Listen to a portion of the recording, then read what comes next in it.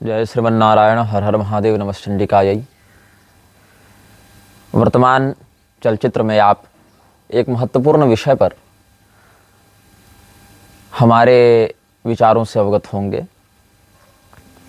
इस विषय पर वक्तव्य देने के लिए कई वर्षों से हम शोध कर रहे थे, अध्ययन कर रहे थे। बहुत सी व्यक्तिगत और सामाजिक चर्चाओं का हमने आश्रय लिया और इस वक्तव्य को निर्गत करने के पीछे हमारा उद्देश्य केवल इतना है कि प्रस्तुत भूमिहार प्रकरण में हमने जो पाया है अपने अध्ययन से और परंपरागत लोगों के माध्यम से, उसमें हमारा क्या मत है, इस विषय से आपको अवगत कराना। क्योंकि बहुत से लोग इस विषय में बहुत समय से कह भी रहे थे कि आप कुछ बोलिए, आप कुछ बोलिए, और समय के अभाव के कारण या बहुत सारे विषयों में उलझे रहने के कारण हम इधर पर्याप्त ध्यान नहीं दे पाए थे। इसीलिए इस वक्तव्य को ऐसे तो साल 2 साल पहले आ जाना चाहिए था, लेकिन वो आ नहीं पाया, और नहीं आ पाया तो उसके पीछे एक अच्छा कारण यह भी हो गया, एक अच्छा परिणाम यह भी हो गया कि हमको एक महत्वपूर्ण पुस्तक पुनः पढ़ने को मिली। स्वामी सहजानंद सरस्वती के द्वारा लिखी गई ब्रह्मर्षि वंश विस्तर। इस पुस्तक को हमारे पिताजी ने कभी पढ़ा था, बहुत पहले, मतलब शायद हम तब उत्पन्न भी नहीं हुए होंगे इस जन्म में। और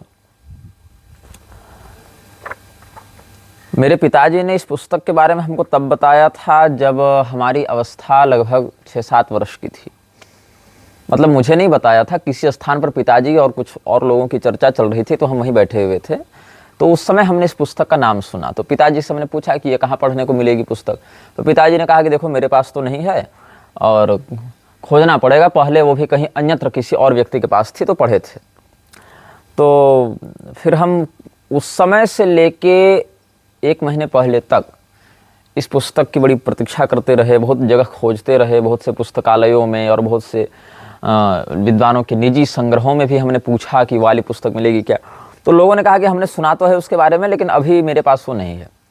और सुखद संयोग यह हुआ कि दिल्ली के प्रकाशन संस्थान कंपनी से इसका पुनः प्रकाशन किया गया। ऐसे 2018 में इसका प्रथम संस्करण आया था ये कह रहे हैं, लेकिन प्रथम संस्करण 2018 में नहीं, और पहले आया हुआ होगा, क्योंकि ये जो स्वामी सहजानंद सरस्वती जी हैं उन्होंने पुस्तक लिखी थी और उनका देहावसान 26 जून 1950 में हो गया था, तो उससे पहले वो लिखकर छाप गए होंगे ना। खैर, इस पुस्तक का ये वर्तमान प्रारूप इस प्रकाशन के द्वारा हो सकता है 2018 में किया गया हो, फिर दूसरा संस्करण 2019 में निकाला गया, फिर उसकी आवृत्ति 2024 में छापी गई। तो मुझे तो अभी मिली है ये पुस्तक। और हालांकि इस पुस्तक में हमने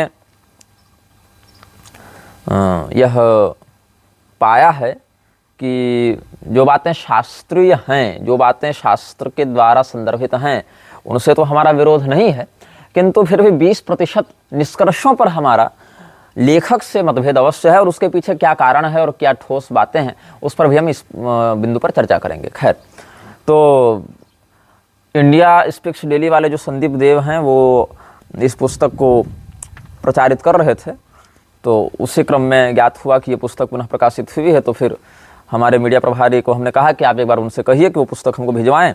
तो फिर उन्होंने वो पुस्तक भी भिजवाई और हमने उसको पढ़ा भी, और पढ़ने के बाद जो हम निष्कर्ष पर पहुँचे हैं, जहाँ पर हम लेखक से सहमत हैं अथवा नहीं हैं, उन सभी बिंदुओं पर हम बात करेंगे। और इसके साथ हमारा जो इसमें निजी अनुभव है वो क्या कहता है, इस पर हम आएंगे।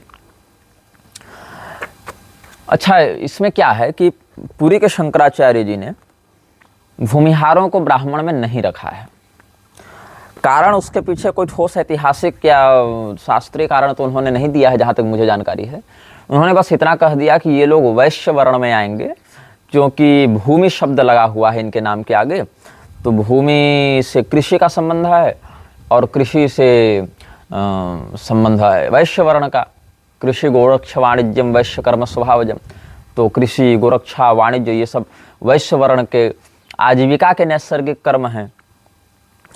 तो हमने यहाँ पर एक चिंतन किया कि यदि भूमि शब्द मात्र आ जाने से आप किसी भी समुदाय विशेष को वैश्य घोषित कर दे रहे हैं, तो आप ही के दल के लोग या स्वयं आप भी कई बार स्वामी अभिमुक्तेश्वरानंद सरस्वती जी को ब्राह्मण क्यों नहीं मानते हैं? यद्यपि उन्होंने तो अपनी ओर से पूरा स्पष्टीकरण दे ही दिया है, सारा उन्होंने सुप्रीम कोर्ट में अपने अधिवक्ता जो पीएन मिश्र हैं उनके माध्यम से रखवाई दिया था, और इस विषय पर कभी मुखर होकर सप्रमाण पूरी पीठ का कोई भी व्यक्ति सामने आकर उनको लीगली चैलेंज नहीं कर पाया है, ये बात भी सत्य है।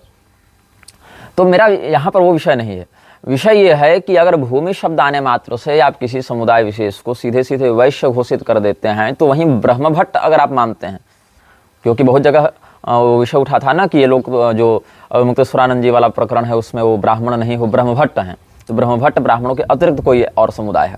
यद्यपि ब्राह्मणों में भी भट्ट टाइटल बहुत लगा है, शाकद्वीपियों में भी भट्ट होते हैं, और उनसे आप ऐतिहासिक अगर कुछ देखना चाहें तो बाण भट्ट, मयूर भट्ट, गागा भट्ट जो शिवाजी का ये किए थे राज तिलक इत्यादि, और अपने निर्णय सिंधु वाले बड़े प्रसिद्ध कमलाकर भट्ट, ये सब हुए हैं। अच्छा, भट्ट और भट्ट मतलब ट का द्वित्व और एकल भी दोनों प्रयोग मिलते हैं। जैसे आर्य भट्ट नहीं है, आर्य भट्ट, बस भट्ट शब्द है।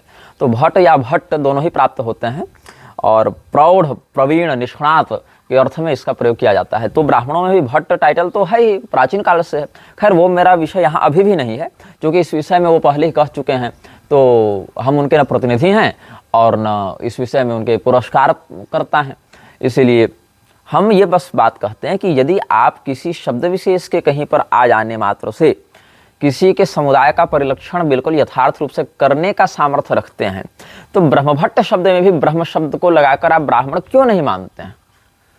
जैसे आप भूमिहार शब्द में भूमि को कृषि, गोरक्ष, वाणिज्यम से जोड़कर वहां पर अप्रासंगिक व्याख्या, जैसे शबरी जी के प्रकरण में आपने कर दी और आपके चेले उसी को लिपते रहते हैं रोज, गौतम बुद्ध प्रकरण में भी कर दी, वैसे लिपते रहते हैं आपके चेले रोज, जिनको शास्त्रीयता से कोई मतलब नहीं, बस अति मीमांसा करके, वाग वैदुष्य का प्रयोग करके शास्त्र के वाक्यों को संदर्भ और तात्पर्य से भिन्न करते हुए उसमें एक अपनी ही लकीर ठोक देनी है कि स्मृति विरुद्ध चले गए राम जी, तो ऐसा कैसे कर सकते हैं। तो वैसे ही रामभद्राचार्य उठकर कह देता है कि गर्भवती पत्नी का परित्याग करना कौन सा धर्म है, ये भी गलत है। तपस्यारत शूद्र का वध करना कौन सा धर्म है, ये भी गलत है। तो इसीलिए हर व्यक्ति जो अपने मन में श्री राम कथा का एक आवरण बना बैठा है, वो श्री राम जी के चरित्र को शास्त्रों में वर्णित भाव से नहीं ग्रहण करता, अपितु उसका मन जैसा कहता है वैसे कहता है, ऐसे ही राम जी किए, और अगर शास्त्र में इसके विरुद्ध कुछ दिख रहा है तो या तो वो शास्त्र अप्रामाणिक है या फिर उस श्लोक का ही अर्थ बदल दो। मतलब हर व्यक्ति अपने मन में राम जी की कल्पना बनाएगा और उस कल्पना के अनुसार शास्त्रों का अपना अपना संस्करण बनाएगा, अपनी अपनी राम कथा लेकर घूमता फिरेगा। तो यदि भूमि शब्द से या भूमिहारों को ब्राह्मण न मानकर वैश्य मानते हैं, तो ब्रह्मभट्ट शब्द से भी आपको स्वामी अभिमुक्तेश्वरानंद सरस्वती को ब्राह्मण मान लेना था। हालांकि ब्रह्मभट्ट वाली बात भी वहाँ पर विवादास्पद ही है, लेकिन अगर इसको भी अगर दुर्जन तोष से मान लें कि वहाँ ब्रह्मभट्ट शब्द ही है उनके जीवन में, उनके वंश में, तो भी ब्रह्म शब्द से आप उनको ब्राह्मण क्यों नहीं मानते हैं? खैर, और भूमि शब्द का वैश्य वर्ण से जितना संबंध नहीं, उससे अधिक संबंध क्षत्रिय वर्ण से है। यहाँ तक कि भूपति, भूमिपति, ये सब शब्द तो राजा के लिए आते हैं, या राजा के पर्याय में जहाँ क्षत्रिय इत्यादि का वाचन है वहाँ पर आते हैं। तो सात क्षत्रियो भूमिपतित्वमियात्, वाल्मीकि रामायण की फलश्रुति जो प्रथम अध्याय में ही है, प्रथम सर्ग में ही है, ऐसे सर्ग, अध्याय, पटल, आनंद, तरंग, ये सब वहाँ पर्याय हो जाते हैं। लेकिन प्रथम सर्ग जो वाल्मीकि रामायण का है, पठन द्विजो वाग्रषभत्वमीयात्, स्यात् क्षत्रियो भूमिपतित्वमीयात्, वणिक जनः पण्य फलत्वमीयात्, जनश्च शूद्रोपि महत्वमीयात्, कि वाल्मीकि रामायण के माध्यम से, पठन श्रवण आदि के माध्यम से ब्राह्मण जो है वैदुष्य को प्राप्त होता है, शास्त्र ज्ञान में निष्णात होता है, क्षत्रिय को राज्य प्राप्ति होती है, वैश्य को व्यापार वृद्धि का लाभ मिलता है, शूद्र का मान सम्मान, उसकी प्रतिष्ठा समाज में बढ़ती है। तो ये सब चारों वर्णों के लिए अलग अलग फलश्रुतियाँ हैं। तो वहाँ भूमिपतित्व मियात तो क्षत्रिय वर्ण के लिए है, वैश्य के लिए तो पण्य फलत्व मियात है, व्यापार करना ही वैश्य के लिए वहाँ प्रधान धर्म है। ऐसे भी वैश्य वर्ण की जो ख्याति है वो भूमिपतित्व के कारण नहीं है, वैश्य वर्ण की ख्याति वाणिज्य नैपुण्य के कारण है, व्यापार में कुशलता, ये वैश्य वर्ण का, जिनको सामान्य भाषा में बनिया समाज कहा जाता है, बनिया या सेठ इस प्रकार से कहते हैं, व्यापारी वर्ग, तो उनकी कुशलता, उनकी ख्याति या उनका जो प्रातिभ है वो भूमिपतित्व के कारण नहीं, अपितु उनका प्रातिभ वाणिज्य नैपुण्य के कारण है, व्यापार में उनकी जो कुशलता है उसके कारण है। तो भूमि शब्द से भूमिहार को बनिया घोषित कर देना, वैश्य घोषित कर देना, लोक का भी ग्रहण करना हो गया, लोक गर्हित मत भी हो गया, और उसका ऐतिहासिक समर्थन भी नहीं किया जा सकता है। क्योंकि ब्राह्मणों में भी बहुत से कुल जमींदार हुए हैं, जिसमें हमारा कुल भी आता है। ब्राह्मणों को बहुत बड़े भूभाग का दान जब क्षत्रिय करते थे तो उनके द्वारा सेवित उस भूमि को करमुक्त कर देते थे। तो करमुक्त उस भूमि का उपभोग जब ब्राह्मण करते थे तो वहाँ का जमींदार उनको मान लिया जाता था। हालांकि वो स्वयं उसमें वहाँ खेती कर नहीं रहे हैं, खेती करवा ही रहे हैं लोगों से, लेकिन उसका टैक्स वो राजा को नहीं दे रहे हैं। वो भूमि करमुक्त होकर ब्रह्माधिपत्य के कारण करमुक्त मानी जाती थी। तो हम लोगों के पूर्वजों को भी जो भूमि मिली थी, 7 गांव का जो दान किया था पद्मा महाराज ने, तो वहाँ से उस भूमि को करमुक्त करके और उसका आधिपत्य हमारे पूर्वजों को दिया था, तो जमींदार कहला गए वहाँ के। तो इस प्रकार से ब्राह्मणों को भी जो पहले के राजा भूमि दान करते थे उसका आधिपत्य तो ब्राह्मणों के पास होता था, भूमि स्वामित्व होता था, और उस भूमि स्वामित्व को करदाता में भी नहीं गिना जाता था, किंतु उससे उसका वैश्य वर्ण में जाना ये न समाज के दृष्टिकोण से साधु संगत होता है, न शास्त्र के दृष्टिकोण से साधु संगत होता है।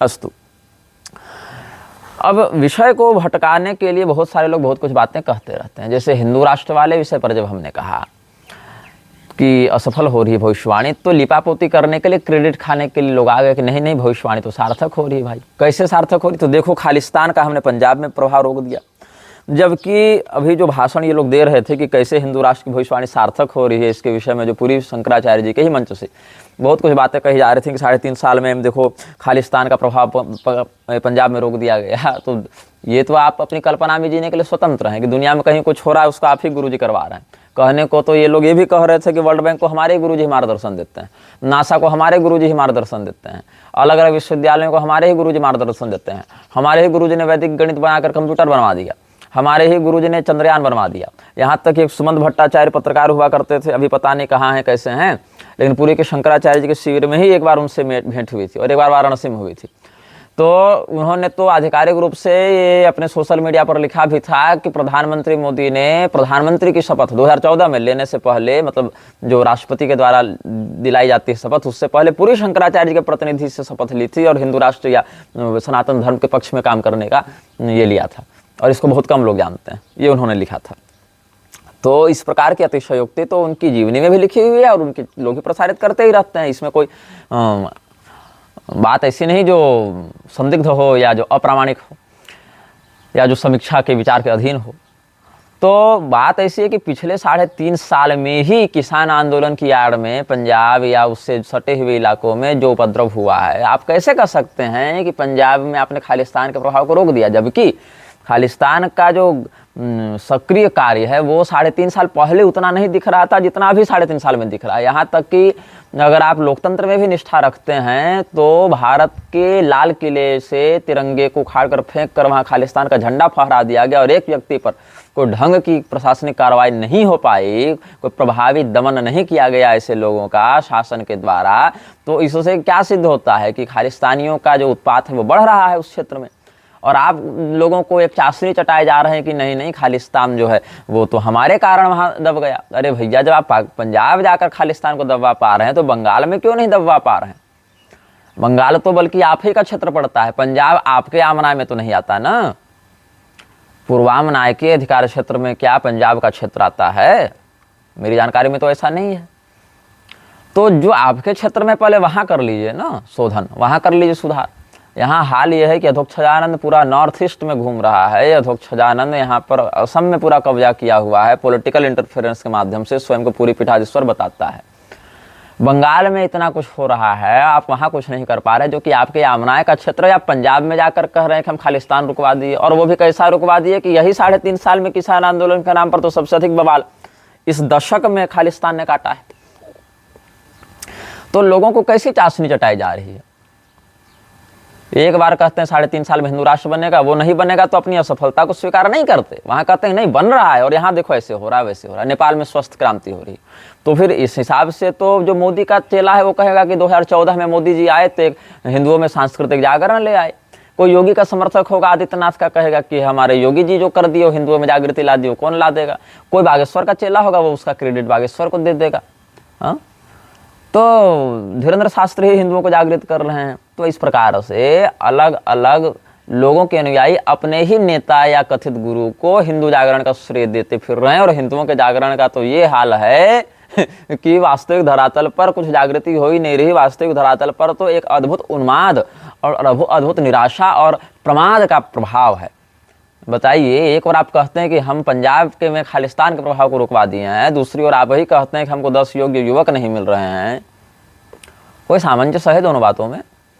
तो इसीलिए जो चाशनी चटाई जाती है लोगों के द्वारा, नेताओं के द्वारा, उनके गुरुओं के द्वारा, उनके चेलों के द्वारा, उनके कार्यकर्ताओं के द्वारा, इससे हिंदू समाज को बहुत अधिक क्षति है। क्योंकि इससे दुष्परिणाम क्या होता है, किसी एक व्यक्ति को सर्वश्रेष्ठ और महिमामंडित दिखाने के चक्कर में आप वास्तविक तथ्यों से मुख मोड़ लेते हैं और एक काल्पनिक आवरण का निर्माण कर लेते हैं, जिससे आप न कोई सुधार कर पाते, न खतरे के प्रति लोगों को सतर्क और सचेत कर पाते हैं। रही बात बंगाल के हिंदुओं की, तो जब तक व्यक्ति स्वयं रिटेलिएट करना नहीं सीखेगा, स्वयं ठोस प्रतिक्रिया देना नहीं सीखेगा, वो कुछ नहीं कर सकता। आप सदैव अगर किसी और को अपना रक्षक मानकर उसकी ओर टकटकी लगाकर देखे रहेंगे, वो भी ऐसे व्यक्ति को जिसको आपकी रक्षा से कोई सक्रिय लेना देना नहीं है, तो आप मारे जाते थे और मारे जाते रहेंगे। आप जहाँ पर हैं, जिस स्थान पर हैं, वहीं पर अपनी सामाजिक स्थिति को ऐसा दृढ़ बनावें, अपने आप को शस्त्र के दृष्टिकोण से, अर्थ के दृष्टिकोण से, सामाजिकता के दृष्टिकोण से एक दूसरे से ऐसा सामंजस्य साध कर रहे हैं जैसा उनका शत्रुओं का है। वैसे ही अपने दल में अगर सामंजस्य स्थापित होगा, सक्रिय सामंजस्य स्थापित होगा, अपने अर्थ का एक अच्छा खासा भाग अपनी सुरक्षा में इन्वेस्ट किया जाएगा। कोई भी सरकार जब बजट पास करती है तो उसमें एक डिफेंस बजट होता है। क्यों होता है मुझे बताइए? हिंदुओं के परिवार में डिफेंस बजट की क्या स्थिति है? आखिर एक समय आया जब रणवीर सेना बनानी पड़ी थी लोगों को। क्यों बनानी पड़ी थी? उसकी कार्यप्रणाली क्या थी? तो डिफेंस बजट आप जब तक अपने लिए लागू नहीं करेंगे, आप अपने मोहल्ले का डिफेंस बजट लागू कीजिए कि हाँ, हमारे मोहल्ले में इतने लोग हैं। मान ले एक 50 हिंदुओं का मोहल्ला है, 10 ही घर हैं, हर घर में 5 ही हिंदू हैं, 50 हिंदुओं का मोहल्ला हो गया। 50 हिंदुओं में 10 हिंदू ही कमाने वाले हैं, लेकिन उन 10 हिंदुओं की सम्मिलित कमाई अगर देख लो, 10-10 हज़ार रुपये महीने की अगर सम्मिलित कमाई है हिंदुओं की, मतलब सब मिला जुला के 1 लाख हो गए ना। 1 लाख रुपया तो वो मोहल्ला जनरेट कर रहा है ना। इकोनॉमिक डेवलपमेंट तो उस मोहल्ले में 1 लाख रुपये का है, रेवेन्यू जनरेशन कम से कम। उस 1 लाख रुपये में क्या आप 5,000 रुपये का डिफेंस बजट अपना नहीं बना सकते हैं? जो लोग उस समय तत्काल रूप से नहीं कमा रहे हैं, लेकिन जिनका शरीर ठीक है, उनको क्या उस मोहल्ले की सुरक्षा के लिए आप नहीं ट्रेनिंग दे सकते हैं? नहीं रख सकते हैं? 500-500 रुपये की क्या चाकू, छुरी, खंजर, गणासा कुछ अपनी सुरक्षा के लिए नहीं रख सकते हैं?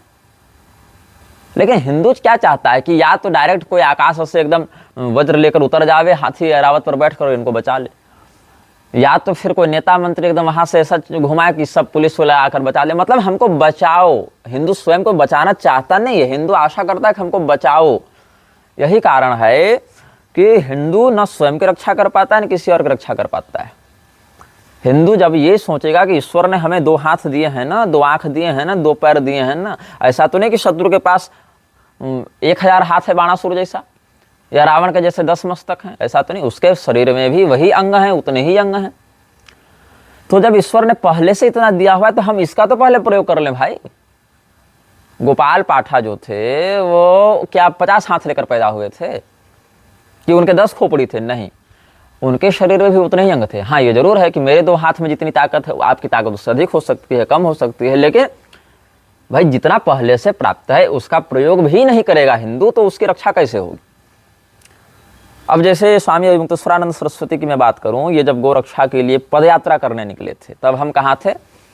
महाराष्ट्र के अहल्यानगर में थे, जिसको कालांतर में अहमदनगर कहा जाने लगा। तो अहल्यानगर में हम थे। गौड़ीय संप्रदाय के एक साधु हैं, उन्हीं के आश्रम में हम भक्ति सूत्रों पर व्याख्यान कर रहे थे। जो बागेश्वर धाम वाला विवाद हमसे नहीं हुआ था, उस समय की बात है। तो उस समय हमने वहीं से एक वक्तव्य निर्गत किया था, जिसमें हमने कहा था कि देखिए, आप सरकार से निवेदन करना चाहते हैं, आप राजनीतिक पार्टियों के सहयोग से कार्य करना चाहते हैं, ये नहीं होने जा रहा है। क्योंकि जिंदा गाय से जितना इकोनॉमिक मॉडल जनरेट हो रहा है, रेवेन्यू जनरेशन हो रहा है, उससे कहीं अधिक गोहत्या करने के कारण हो रहा है। Pharma industries, cosmetic industries, vanity industries, ये सब जितने हैं वो सारे के सारे इस गो हत्या को प्रोत्साहित कर रहे हैं और पॉलिटिकल पार्टीज को चंदा देकर उनको अपने अधीन किए हुए हैं। तो ये जो आपका तरीका है, ये सार्थक नहीं होने वाला है। आज जाकर स्वामी मुक्तेश्वरानंद सरस्वती यह कहते हैं कि जो गाय को काटेगा हम उसको काटेंगे। हम समझ गए कोई भी राजनीतिक दल गाय के पक्ष में नहीं है। जो बात, जिस निष्कर्ष पर आज आप 2025 ईस्वी में पहुंचे हैं, हमने 2015 ईस्वी में ये बात कही थी। उस समय भी हम कामाख्या में ही थे। और 15-16 का जब भी विषय होगा, मतलब आप समझ लीजिए जब केरल में सड़क पर गाय काटी जा रही थी मोदी के विरोध के नाम से, एक बछड़ा काटा गया था ना केरल में, तब हम यहीं थे और हमको बहुत कष्ट भी हुआ था। और उस समय हमने एक वक्तव्य दिया था यहीं से, जो कि ऑनलाइन मीडिया पोर्टल्स में छपा भी था। उस समय एक चलता था online news portal revolt press के नाम से। तो रिवोल्ट प्रेस में वो छपा था, उसमें हमने कहा था कि गाय को काटने वालों को काटना हमारा धर्म है, हमारा कर्तव्य है। इस प्रकार से हमने वहाँ एक बात कही थी। तो जिस निष्कर्ष पर आज आप पहुँच रहे हैं, उस निष्कर्ष पर हम 10 साल पहले थे और उस निष्कर्ष पर कार्य करने के लिए 10 साल से हम प्रयासरत भी हैं। बात ऐसी है कि 3 चरणों में गोरक्षा हो सकती है। जो व्यक्ति पहले से गाय पाल रहे हैं उनको, और मतलब बिजनेस मॉडल के रूप में नहीं, सेवा मॉडल के रूप में पहले जो लोग पहले से देसी गौ का पालन कर रहे हैं, उन लोगों को समृद्ध बनाना, उनको स्वायत्त बनाना। ठीक है, समृद्ध मतलब गौ रक्षा में उनको कोई इकोनॉमिक हिंड्रेंस न आए, जिसको आर्थिक विपन्नता या आर्थिक बाधा कहते हैं, वो ना आवे। दूसरा चरण यह है, जो व्यक्ति गौ रक्षा में बाधक बन रहे हैं उनका दमन करना। ये दूसरा चरण हुआ। पहला गौ सेवकों का समर्थन, दूसरा गौ भक्षकों का दमन। ये 2 चरण हो गए।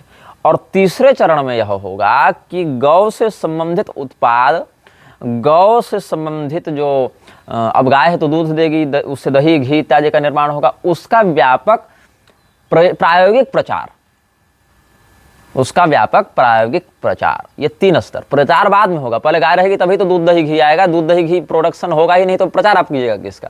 तो प्रचार से पहले संरक्षण, और संरक्षण के साथ साथ पैरेलली चलाना चाहिए दमन चक्र। और दमन चक्र में आपको यह समझना चाहिए कि केवल कोई 2 गाय की तस्करी करने वाला लोकल गुंडा नहीं, अपितु हाई टेबल पर बैठे हुए ऐसे बीफ कंपनीज या ऐसे बीफ कंपनियों से चंदा लेने वाले नेता, या उनको मौन प्रोत्साहन देने वाले, या उनके लिए खड़े रहने वाले प्रशासनिक अधिकारी, ये लोग भी आपके लिए वैसे ही दमन के योग्य हैं, अधिकारी हैं, जैसा आप अन्य छोटे मोटे गौ हत्यारों के साथ करना चाहते हैं। यही मेरी दृष्टि में होना चाहिए और यही करने से कारगर उपाय होगा। ये धरना, प्रदर्शन, कानून, ये सबसे ठोस परिणाम नहीं देखने को मिल सकता है। आपको संतुष्ट करने के लिए कोई नेता आश्वासन दे दे, बयान दे दे, कहीं कोई विधेयक लेकर बैठ जावे तो नहीं होगा। क्योंकि यहाँ तो हाल ये है कि अगर कोई नेता खुलकर गौ रक्षा के समर्थन में बात करता भी है या गौ हत्या के विरोध में सरकार को लताड़ता भी है, तो उस सरकार के द्वारा पाले गए गुंडे और अंधभक्त उस व्यक्ति पर ही अत्याचार करके उसका करियर भी खाते हैं, पॉलिटिकल करियर भी खा जाते हैं, और उसके परिवार को भी जीवन भर प्रताड़ना का सामना करना पड़ता है। तो पॉलिटिकल करेक्टनेस के चक्कर में संविधान या संवैधानिक मार्गों से तो ये संभव नहीं है। इसको आपको उसी तरीके से करना पड़ेगा जिस तरीके से शास्त्र निर्दिष्ट करते हैं। शास्त्रानुकूल नीति का प्रयोग करके ही आप इसमें सफलता प्राप्त कर सकते हैं। यह हमारा इसमें विचार है। हालांकि हमारे विचार से कितने लोग प्रभावित हैं, सहमत हैं, असहमत हैं, ये तो हम नहीं जानते, क्योंकि फिर बहुत सारे लोग बहुत कुछ विषयांतर करते ही रहते हैं।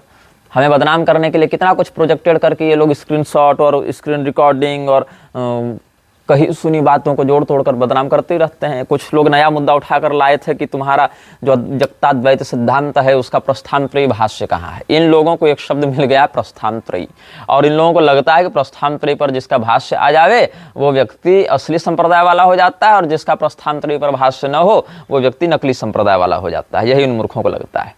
प्रस्थानत्रयी क्या है?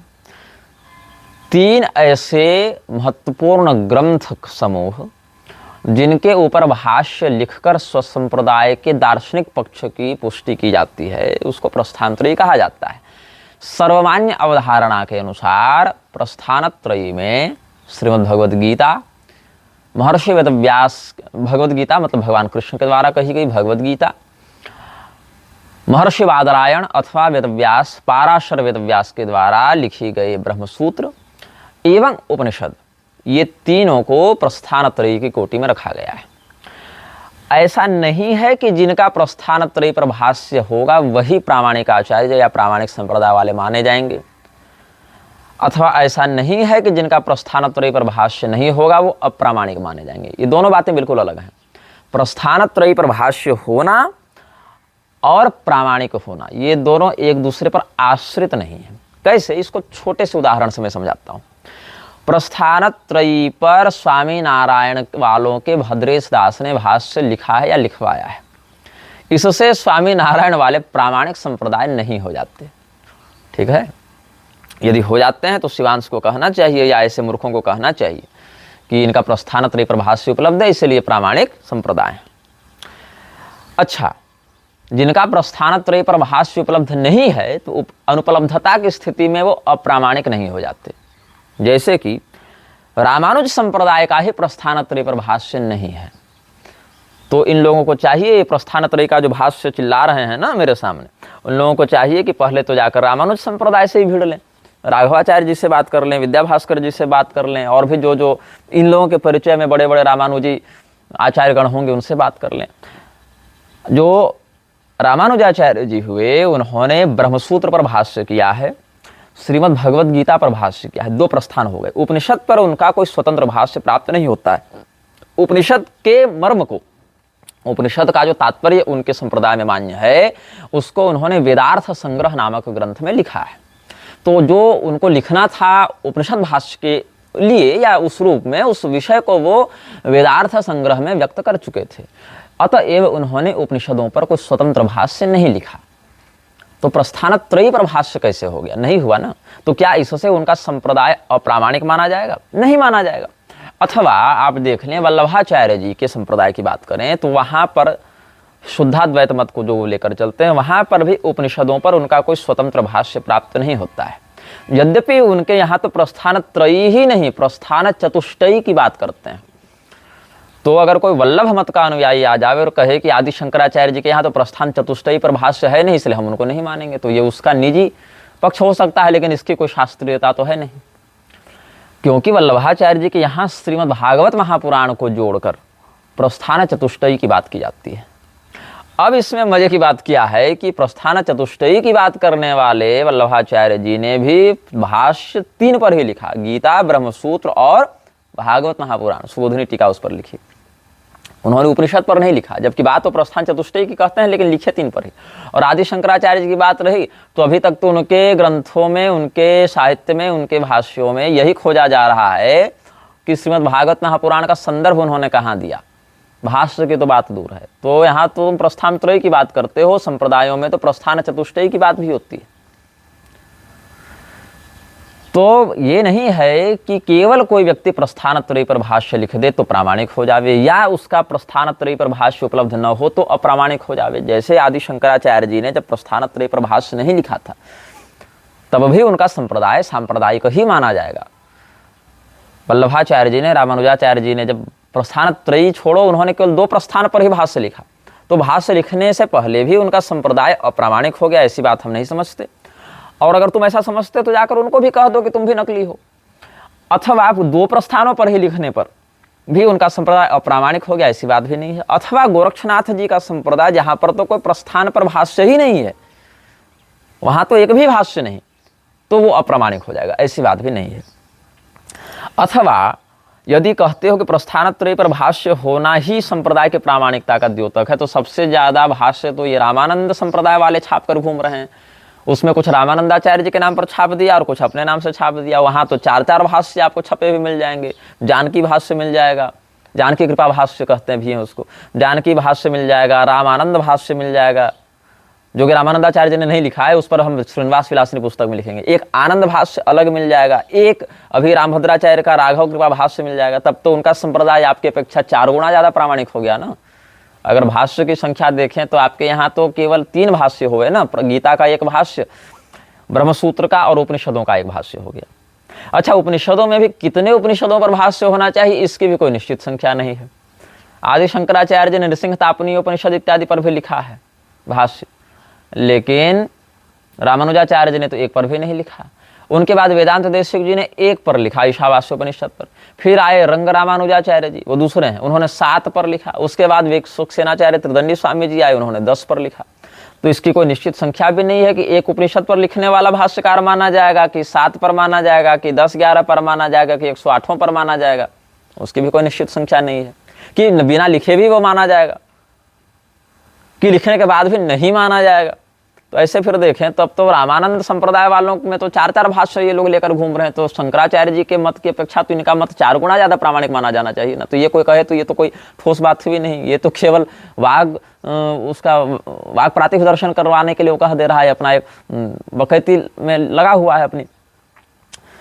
तो प्रस्थानत्रयी पर भाष्य होना केवल उपस्थिति मात्र से उस संप्रदाय को प्रामाणिक नहीं बना देता है। प्रस्थानत्रयी पर भाष्य की अनुपलब्धता होना या किसी एक प्रस्थान या 2 पर ही होना उस संप्रदाय को अधूरा नहीं बना देता है। क्योंकि ऐसी स्थिति में आदि शंकराचार्य जी ने भी प्रस्थानत्रयी पर भाष्य लिखा है, मध्वाचार्य जी ने भी लिखा है। और निम्बार्काचार्य जी वालों की बात करें तो वो लोग तो अपने भाष्य को आदि शंकराचार्य जी से भी बहुत पहले का मानते हैं, बहुत प्राचीन मानते हैं।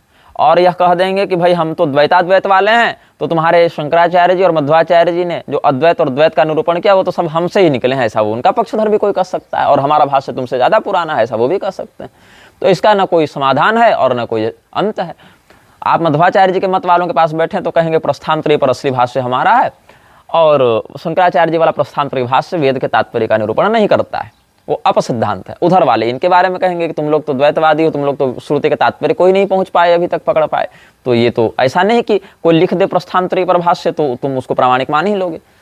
सदैव से उसको प्रामाणिक मानने वाले भी हैं और अप्रामाणिक मानने वाले भी हैं।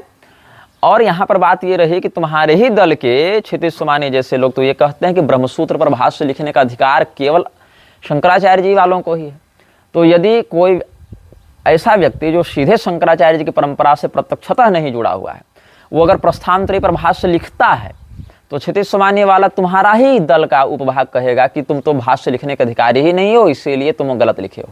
और अगर वो नहीं लिखता है तो तुम लोग जैसे पहुंच जाएंगे कि कहाँ है तुम्हारा भाष्य। तो कुल मिला के अगर वो व्यक्ति भाष्य लिखता है तो भी तुम्हारा दल वाला आकर कहेगा कि वो तो अधिकारी ही नहीं लिखने का, क्योंकि भाष्य पर ब्रह्मसूत्र भाष्य पर केवल शंकराचार्य जी का अधिकार है, ऐसा वो कह देंगे। और अगर नहीं लिखता है तो कहोगे कि प्रस्थानत्रयी पर भाष्य कहाँ है तुम्हारा। तो कुल मिला के यही तुम्हारा हाल है कि अगर हम कोई श्लोक बताएं कहीं से तो कह दोगे कि तुम तो शास्त्र से कॉपी पेस्ट कर रहे हो, और अगर तुम्हारे द्वारा अदृष्ट किसी शास्त्र से बताएं तो तुम कह दोगे तुम काल्पनिक बात कर रहे हो। तो दोनों स्थिति में तुमको अपनी ही जीत मनवानी है, दोनों स्थिति में अपने ही पक्ष से दोनों बातों को कहवा देना है। तो ये तो हकीकत हो गई, ये तो वास्तविकता हो गई प्रस्थानत्रयी की, कि प्रस्थानत्रयी का भाष्य होने मात्र से प्रामाणिकता नहीं और अनुपलब्धता होने से अप्रामाणिकता नहीं। और यह भी है कि जन्म लेते कोई भाष्य लेकर पैदा नहीं हुआ था। रामानुजाचार्य जी को जब श्री भाष्य नहीं लिखना, मतलब उन्होंने नहीं लिखा था, उससे पहले भी उनका सिद्धांत था, उनका संप्रदाय था, उनके पूर्वाचार्य थे, उनकी प्रामाणिकता थी। शंकराचार्य जी की भी थी, सबकी अपनी अपनी थी। जब आवश्यकता पड़ी उन्होंने भाष्य लिखा। और भाष्य लिखने का उद्देश्य यह नहीं होता प्रधानता से कि हम अपने संप्रदाय को एकमात्र और संप्रदाय को ही सर्वश्रेष्ठ या प्रामाणिक सिद्ध करने के लिए वो लिख रहे हैं, अपितु अपने मत को अपने शिष्य को निस्संदिग्ध भाव से बताने के लिए भाष्य लिखा जाता है। उस पर उसके पक्ष पर तो विपक्षी आकर चिंतन शास्त्रार्थ वितर्क करते हैं, वो अलग विषय है। लेकिन उसका उद्देश्य यह है कि हम अपने मत में इस सूत्र का जो तात्पर्य शिष्य को समझाना चाहते हैं वो इस रूप में हम व्यक्त कर रहे हैं, ये उसके लिए है। न कि तुम हमको प्रामाणिक मान लो, इसके लिए भाष्य लिखकर को दिखाता फिरता है कि देखो तुम हमको प्रामाणिकता का सर्टिफिकेट दो, इसके लिए हम भाष्य लिखे घूम रहे हैं, ऐसी बात नहीं है। तो जब आवश्यकता होगी और भगवती की इच्छा प्रेरणा होगी तो अव्यक्ताद्वैत सिद्धांत के अनुरूप भी हम भाष्य करेंगे। और अगर नहीं भी होगी, नहीं भी करेंगे तो उससे अप्रामाणिक हो गए या उससे कोई स्वयं हो या काल्पनिक बात हो गई, ऐसा भी नहीं है। या उसमें से केवल एक ही पर, गीता पर ही लिखे, या केवल ब्रह्मसूत्र पर ही लिखे, या केवल उपनिषदों पर ही लिखे, या उपनिषद में भी 1 पर ही लिखे, 10 पर ही लिखे, 100 पर ही लिखे, उससे भी प्रस्थानत्रयी के भाष्य की उपलब्धता के आश्रय से प्रामाणिकता या अप्रामाणिकता सिद्ध नहीं होती है। लेकिन लोगों को चाहिए कि वो एक मुद्दा सीख लो, प्रस्थानत्रयी का भाष्य सुन लिया है, करते चलो। यही प्रस्थानत्रयी का भाष्य वाला दम्भ निकालकर रामभद्राचार्य कहता फिरता है कि हमने राघव कृपा भाष्य लिख दिया तो अब रामानंदाचार्य जी की एकमात्र प्रामाणिक पीठ हमारी तुलसी पीठ हो गई। और मलुपीठाधीश्वर जैसे का पुरुष वहाँ पर बैठकर भी अपने संप्रदाय के विषय में ऐसी अनर्गल बातों को सुनते रहते हैं और सहते रहते हैं। उनके चेले भी सुनते रहते हैं, सहते रहते हैं। और उनके चेले और वो सब जब बोलना होता है तो कहाँ पर उनका मुंह खुलेगा, जब विषय मेरा आएगा। खैर, तो इस पुस्तक में जो स्वामी सहजानंद सरस्वती ने लिखा है उसमें एक विषय पर हमारी जो प्रधान असहमति है, वहाँ इन्होंने भूमिहारों को कोई अलग से समुदाय के रूप में कई बार नकारा है। मतलब इनका ये कहना है यहाँ पर, जो कि मुझे आपत्तिजनक लगा, कि कानकुब्ज या सरयू पारेण या इस प्रकार में भी भूमिहारों का सम्मिश्रण है। मतलब भूमिहार कानकुब्ज से ही निकल कर बने या सरयू पारेण से ही निकल कर बने, या जो लोग जमींदारी में घुस गए या जो लोग अयाचक वृत्ति को हो गए, तो मैथिल और कानकुब्ज और सरयू पारेण यहीं से निकल कर भूमिहारों का एक अलग से पहचान इनकी बनती गई, ऐसा इनका एक पक्ष है। हालांकि इस पक्ष के पीछे इन्होंने जो तर्क दिए हैं या जो प्रमाण दिए हैं, उनको आपाततः देखने पर ऐसा ही लगता है, लेकिन इन्होंने जो बातें कही उससे पहले के प्रमाणों को अगर आप देखें तो मेरे पास महावीर मंदिर पटना से छपने वाली पत्रिका धर्मायण के संपादक भवनाथ झा जी का एक लेख है, जो कि भवनाथ झा जी ने हमको भेजा था। तो वहाँ से एक प्रमाण प्राप्त होता है जहाँ पर 17वीं शताब्दी में भूमिहारों का वर्णन एक स्वतंत्र समुदाय के रूप में भी है। तो इसमें क्या कहते हैं, ये जो लिखे हैं उसको मैं आपको पढ़कर सुनाता हूँ, मुख्य भाग को, पूरा लेख तो नहीं पढ़ूंगा। ये कहते हैं, मगध क्षेत्र के 17वीं सदी के स्थानीय इतिहास से संबंधित विवरण प्रस्तुत करने का प्रयास किया गया है। जगन मोहन कृत 56 देवावली विवृति नामक ग्रंथ इसका प्रमुख आधार है। इसमें 56 देशों स्थलों का वर्णन किया गया है। यह ग्रंथ अभी तक अप्रकाशित है। इसका हस्तलेख कोलकाता के संस्कृत महाविद्यालय एवं विश्वविद्यालय में संरक्षित है। इन पांडुलिपियों का विवरण वहां से प्रकाशित विवरणात्मक हस्तलेख सूची और descriptive catalogue of Sanskrit manuscripts in the library of Calcutta Sanskrit college 1903 के काव्य ग्रंथ वाले खंड वॉल्यूम 4 में पांडुलिपि संख्या 69, 70, 71, 69, 70, 71 संख्या पर है। वहां विवरण देते समय सूचीपत्र निर्माता ने अनेक श्लोकों को उद्धृत किया है। इन श्लोकों के आधार पर संप्रति यह आलेख लिखा गया है। ग्रंथ के संपादित प्रकाशित होने पर विशेष तथ्य सामने आएंगे। प्रस्तुत आलेख में सभी संदर्भ उपयुक्त विवरणी से दिए गए हैं। वर्तमान में इस देशावली विवृत्ति की पांडुलिपियां रिकॉर्ड संख्या 61-63 तथा 11-51-7 पर उपलब्ध हैं, जिसमें क्रमशः 470 एवं 443 पत्र हैं। ये पांडुलिपि का वर्णन कर दिया इन्होंने। इस देशावली विवृत्ति के ग्रंथकार जगन मोहन या जगत मोहन हैं। उन्होंने अपना परिचय देते हुए लिखा है कि शक संवत 1570 तदनुसार 1648 ईस्वी में बैजल भूपति की मृत्यु हुई। उस समय कली संवत 4800 चल रहा था।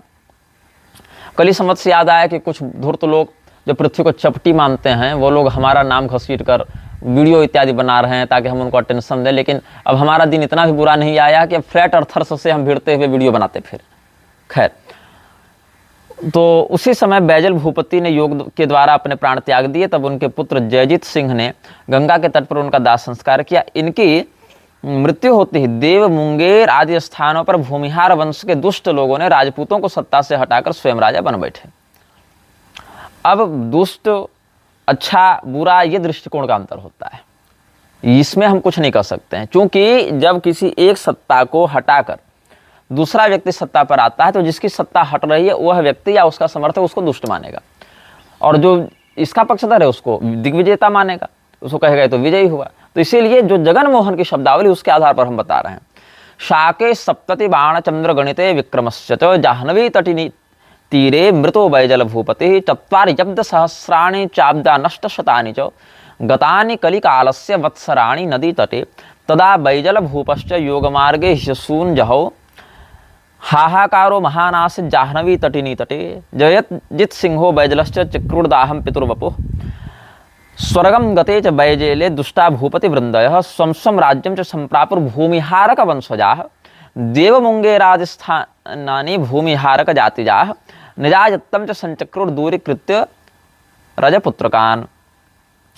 तो बैजल भूपति के शासन क्षेत्र में पड़ने वाले परती नामक गांव में रहते हुए राजा की आज्ञा से लिखे गए ग्रंथ जो पूर्व में बिखरे हुए थे, कहीं के खंडित थे, कहीं उनमें संदर्भ सही नहीं थे, ऐसे ग्रंथ को गांव वालों के कहने पर बहुत वर्ष बीत जाने पर संशोधित कर तैयार किया, ऐसा जगन मोहन लिखते हैं। राजा गया कृतो ग्रंथो नानोपायन प्रदर्श्य क्रांत व्युत्क्रांत खंडिते संदर्भाशोधिते पिच स्वरजातस्य बैजलस्य परति ग्रामवासिना बहुवर्ष व्यत्ते च नियोगात ग्रामवासिना। तो देव, मुंगेर इत्यादि स्थानों पर जो भूमिहार जाति के लोग, भूमिहार वंश वाले लोग रहते थे, उन्होंने बैजल के वंशजों को, जो क्षत्रिय थे, उनको सत्ता से हटाकर स्वयं राज्य को अधिग्रहित किया था। इससे यह सिद्ध होता है कि उस समय भी भूमिहार संज्ञक एक समुदाय विशेष सेपरेटली स्वतंत्र रूप से तो था। तो सहजानंद सरस्वती जी का ये कहना सीधे सीधे कि भूमिहार कोई सेपरेट कल्ट नहीं है या सेपरेट सोसाइटी, समुदाय, समाज नहीं है, एक स्वतंत्र समाज नहीं है, अपितु मैथिल, कानकुब्ज, सरयूपारण यही सबसे निकल कर भूमिहार बनते गए। तो इस प्रकार से वर्तमान कानकुब्ज, सरयूपारण, मैथिलों के भी पूर्वज भूमिहार सिद्ध हो जाते हैं। ऐसा कहना अतिशयोक्ति और असावधान होने का परिचायक हमको प्रतीत होता है। अच्छा, जगन मोहन आगे लिखते हैं, यहाँ भवनाथ झा जी इस लेख में लिखते हैं कि जगन मोहन आगे लिखते हैं कि इस ग्रंथ की रचना के लिए उन्होंने विक्रम वंश के द्वारा निर्मित प्रक्रिया कौमुदी का अध्ययन किया। उन्होंने बैजल भूपति के द्वारा विरचित प्रबोध चंद्रिका का भी अध्ययन किया, जिसे उन्होंने बाल्य अवस्था में लिखी थी। साथ ही राजा की आज्ञा से, वृद्धों के मुख से सुनकर और स्वयं अपनी आंखों से देखकर बिज्जल की आज्ञा से देशावली का विवेचन किया। इस ग्रंथ के निर्माण से कवि जगन मोहन धनवान तथा सम्मानित हुए थे। यथा प्रक्रिया कौमुदीं च विक्रमवंश निर्मितां दृष्टा प्रबोधचंद्रिकां वयसि प्रथमे करोत् तथा विक्रमसागरादि ग्रंथां दृष्ट्वा नृपाज्ञया वृद्धोपदेशतश्चैव निजनेत्र प्रदर्शनात् देशावलिं विविच्यैव निर्मिता विज्जलाज्ञया देशावलिं समभ्यस्य सभायां भूभूया सदा मान्यो हि वित्तवान भावी देशावली प्रसादतः। यहाँ पर दो बातें स्पष्ट हैं कि इस ग्रंथ की रचना जगन मोहन ने बैजल भूपति के काल में ही की थी, किंतु उनकी मृत्यु के बाद इसे संशोधित कर व्यवस्थित किया। ग्रंथ रचना के आधार के रूप में इन्होंने जगन मोहन ने प्रक्रिया कौमुदी, प्रबोध चंद्रिका तथा विक्रम सागर, इन तीनों ग्रंथों का नाम यहाँ पर उद्धृत किया है, नामोल्लेख किया है। वर्तमान में प्रक्रिया कौमुदी नामक ग्रंथ रामचंद्र गुणचंद्र रचित व्याकरण का ग्रंथ है, किंतु यहाँ विक्रमादित्य के वंश परंपरा के किसी व्यक्ति के द्वारा रचित प्रक्रिया कौमुदी की चर्चा की गई। संभव है यह कोई अलग ग्रंथ हो जो अभी तक अज्ञात है। दूसरा ग्रंथ प्रबोध चंद्रिका है। बैजल भूपति की यह रचना प्रकाशित है। इसका प्रथम प्रकाशन संवत 1944 तदनुसार 1878 ईस्वी में हरिपंत खांडिलकर के संपादन में राजराजेश्वरी नामक यंत्रालय से हुआ है। इसमें रचनाकार राजा बैजल भूपति का परिचय इस प्रकार दिया गया है। चंद्रावती वदन चंद्र चकोरधीर श्री विक्रमार्क तनयो नयतंत्रवेत्ता चौहान वंश तिलक पटनाधिनाथो राजा चिरम जयति बैजल देव नामा। इस परिचय में बैजल भूपति को चौहान वंश का राजा बताया गया है, जो चंद्रावती के पति हैं, विक्रमार्क के पुत्र हैं और पटना के राजा थे। यह भी संस्कृत व्याकरण का बालोपयोगी ग्रंथ है। प्रबोध चंद्रिका में ये अजंत पुलिंग का रूप समझाते हैं। रामो में भी हितम करो तो सततम रामं भजे सादरम रामेणाप हृदम समस्त दुर्तम रामाय दत्तम धनम रामाद भक्तिरभिप्सिता सभरसम रामस्य दासोस्म्यहम रामे रंजतु मे मनः करुणया भो राम मां पालय।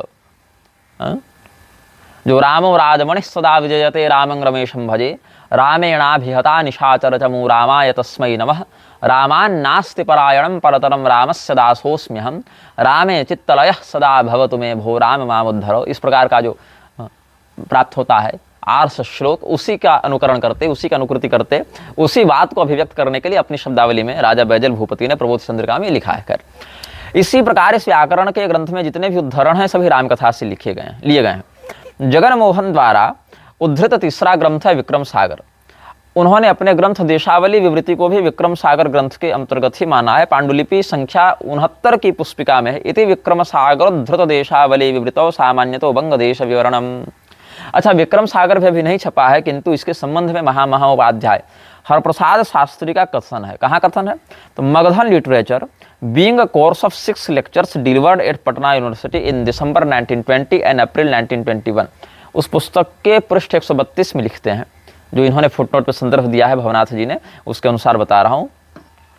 The last work which I wish to describe is the Deshavali Vivriti, Deshavali होना चाहिए था, a gazetteer of eastern India composed in the 17th century at Mughal Tuli in Patna under the patronage of a Chauhan Jamindar named Vijjal Bhupati by his Pandit Jagan Mohan. One may think that the compilation of the work was inspired by the Aine Akbari, but I think that the inspiration comes from a different quarter and the inspiration is absolutely indigenous. Mithila's great poet Vidyapati was a great man. He was the first to write a gazetteer under the name of Bhuparikrama. He was followed by a Jamindar named Vikrama, and work is called Vikram Sagar. Vijjal Bhupati appears to have been one of the descendants of Vikrama, so Vijjal's inspirations need not have come from Delhi. But unfortunately, Good manuscripts of the gazetteer literature are not yet forthcoming. Horace Hyman Wilson collected a mass of fragments and it is now deposited in the Sanskrit College Library, Calcutta, and I acquired some fragments from Bankura which are now deposited in the Asiatic Society of Bengal. A study of these fragments have given us a mass of information about the Hindus 300 years ago in Bihar, Bengal and the adjoining districts, their temples, their places of pilgrimage, their administration, their trade, their manufacturers, their fortifications, their manners, their customs, their fables and their habits. Visual was followed in this department of work by the Raja of Panchakot, whose poet Ram Kavi wrote a work under the name of Pandav Digvijay. सामान्य जो इसका सारा अनुवाद है उसको भवनाथ झा लिखते हैं. महामहोपाध्याय हरप्रसाद शास्त्री ने स्पष्ट शब्दों में कहा है कि देशावली विवृत्ति मिथिला के विद्यापति विरचित भूपरिक्रमण तथा विक्रम विरचित विक्रम सागर से प्रभावित है. बैजल भूपति स्वयं चौहान वंश के हैं एवं उनके पिता का नाम भी विक्रम है. संभव है विक्रम सागर इसी राजा विक्रम या उनके सभा पंडित द्वारा की गई हो. इन ग्रंथों की पांडुलिपियां एच विल्सन को मिली थीं तथा स्वयं हरप्रसाद शास्त्री ने भी बांकुरा गांव से कुछ हस्तगत की थी जो संस्कृत कॉलेज कलकत्ता तथा एशियाटिक सोसाइटी में संकलित हैं. इस प्रकार यह सामग्री मगध के 17वीं शती के इतिहास के लिए महत्वपूर्ण है. इनमें से विद्यापति की रचना भूपरिक्रमण का एक प्रकाशन हिंदी अनुवाद के साथ बिहार राष्ट्रभाषा परिषद से डॉक्टर वासुकीनाथ झा के संपादन में 1987 में हो चुका है. अन्य ग्रंथ अप्रकाशित हैं किंतु पांडुलिपि सुलभ है. उपर्युक्त पांडुलिपि विवरणात्मक सूची में पांडुलिपि संख्या 71 के विवरण में इसी ग्रंथ से काला पहाड़ का पूरा इतिहास दिया गया है. ध्यातव्य है कि 17वीं शती में काला पहाड़ बिहार तथा बंगाल के मंदिरों को ध्वस्त करने के लिए कुख्यात रहा है.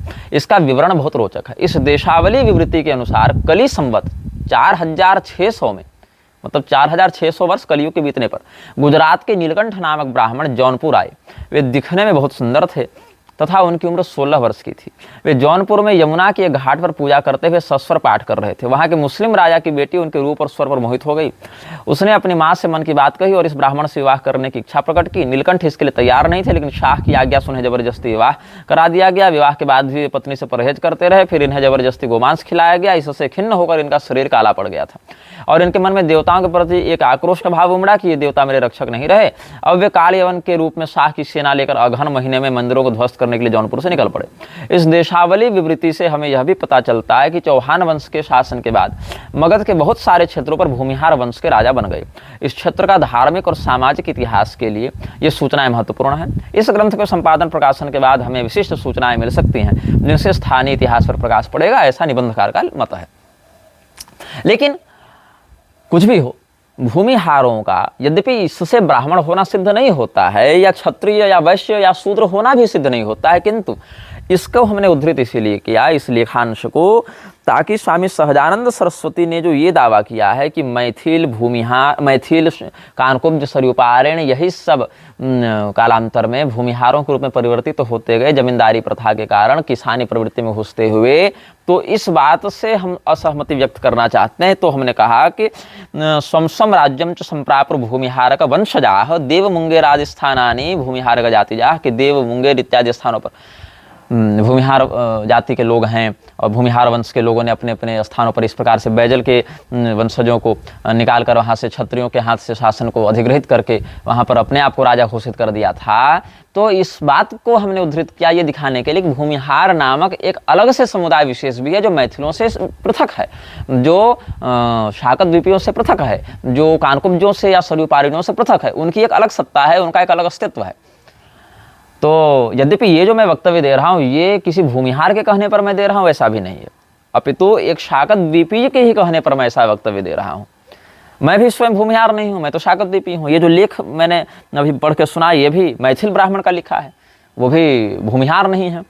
खैर, तो अब बात ये उठती है कि भूमिहारों का ब्राह्मण होना या ब्राह्मण होकर भी कृषि कर्म को करना या क्षत्रिय के समान जीवन बिताना, ये क्या शास्त्रोचित है कि नहीं है, क्या है?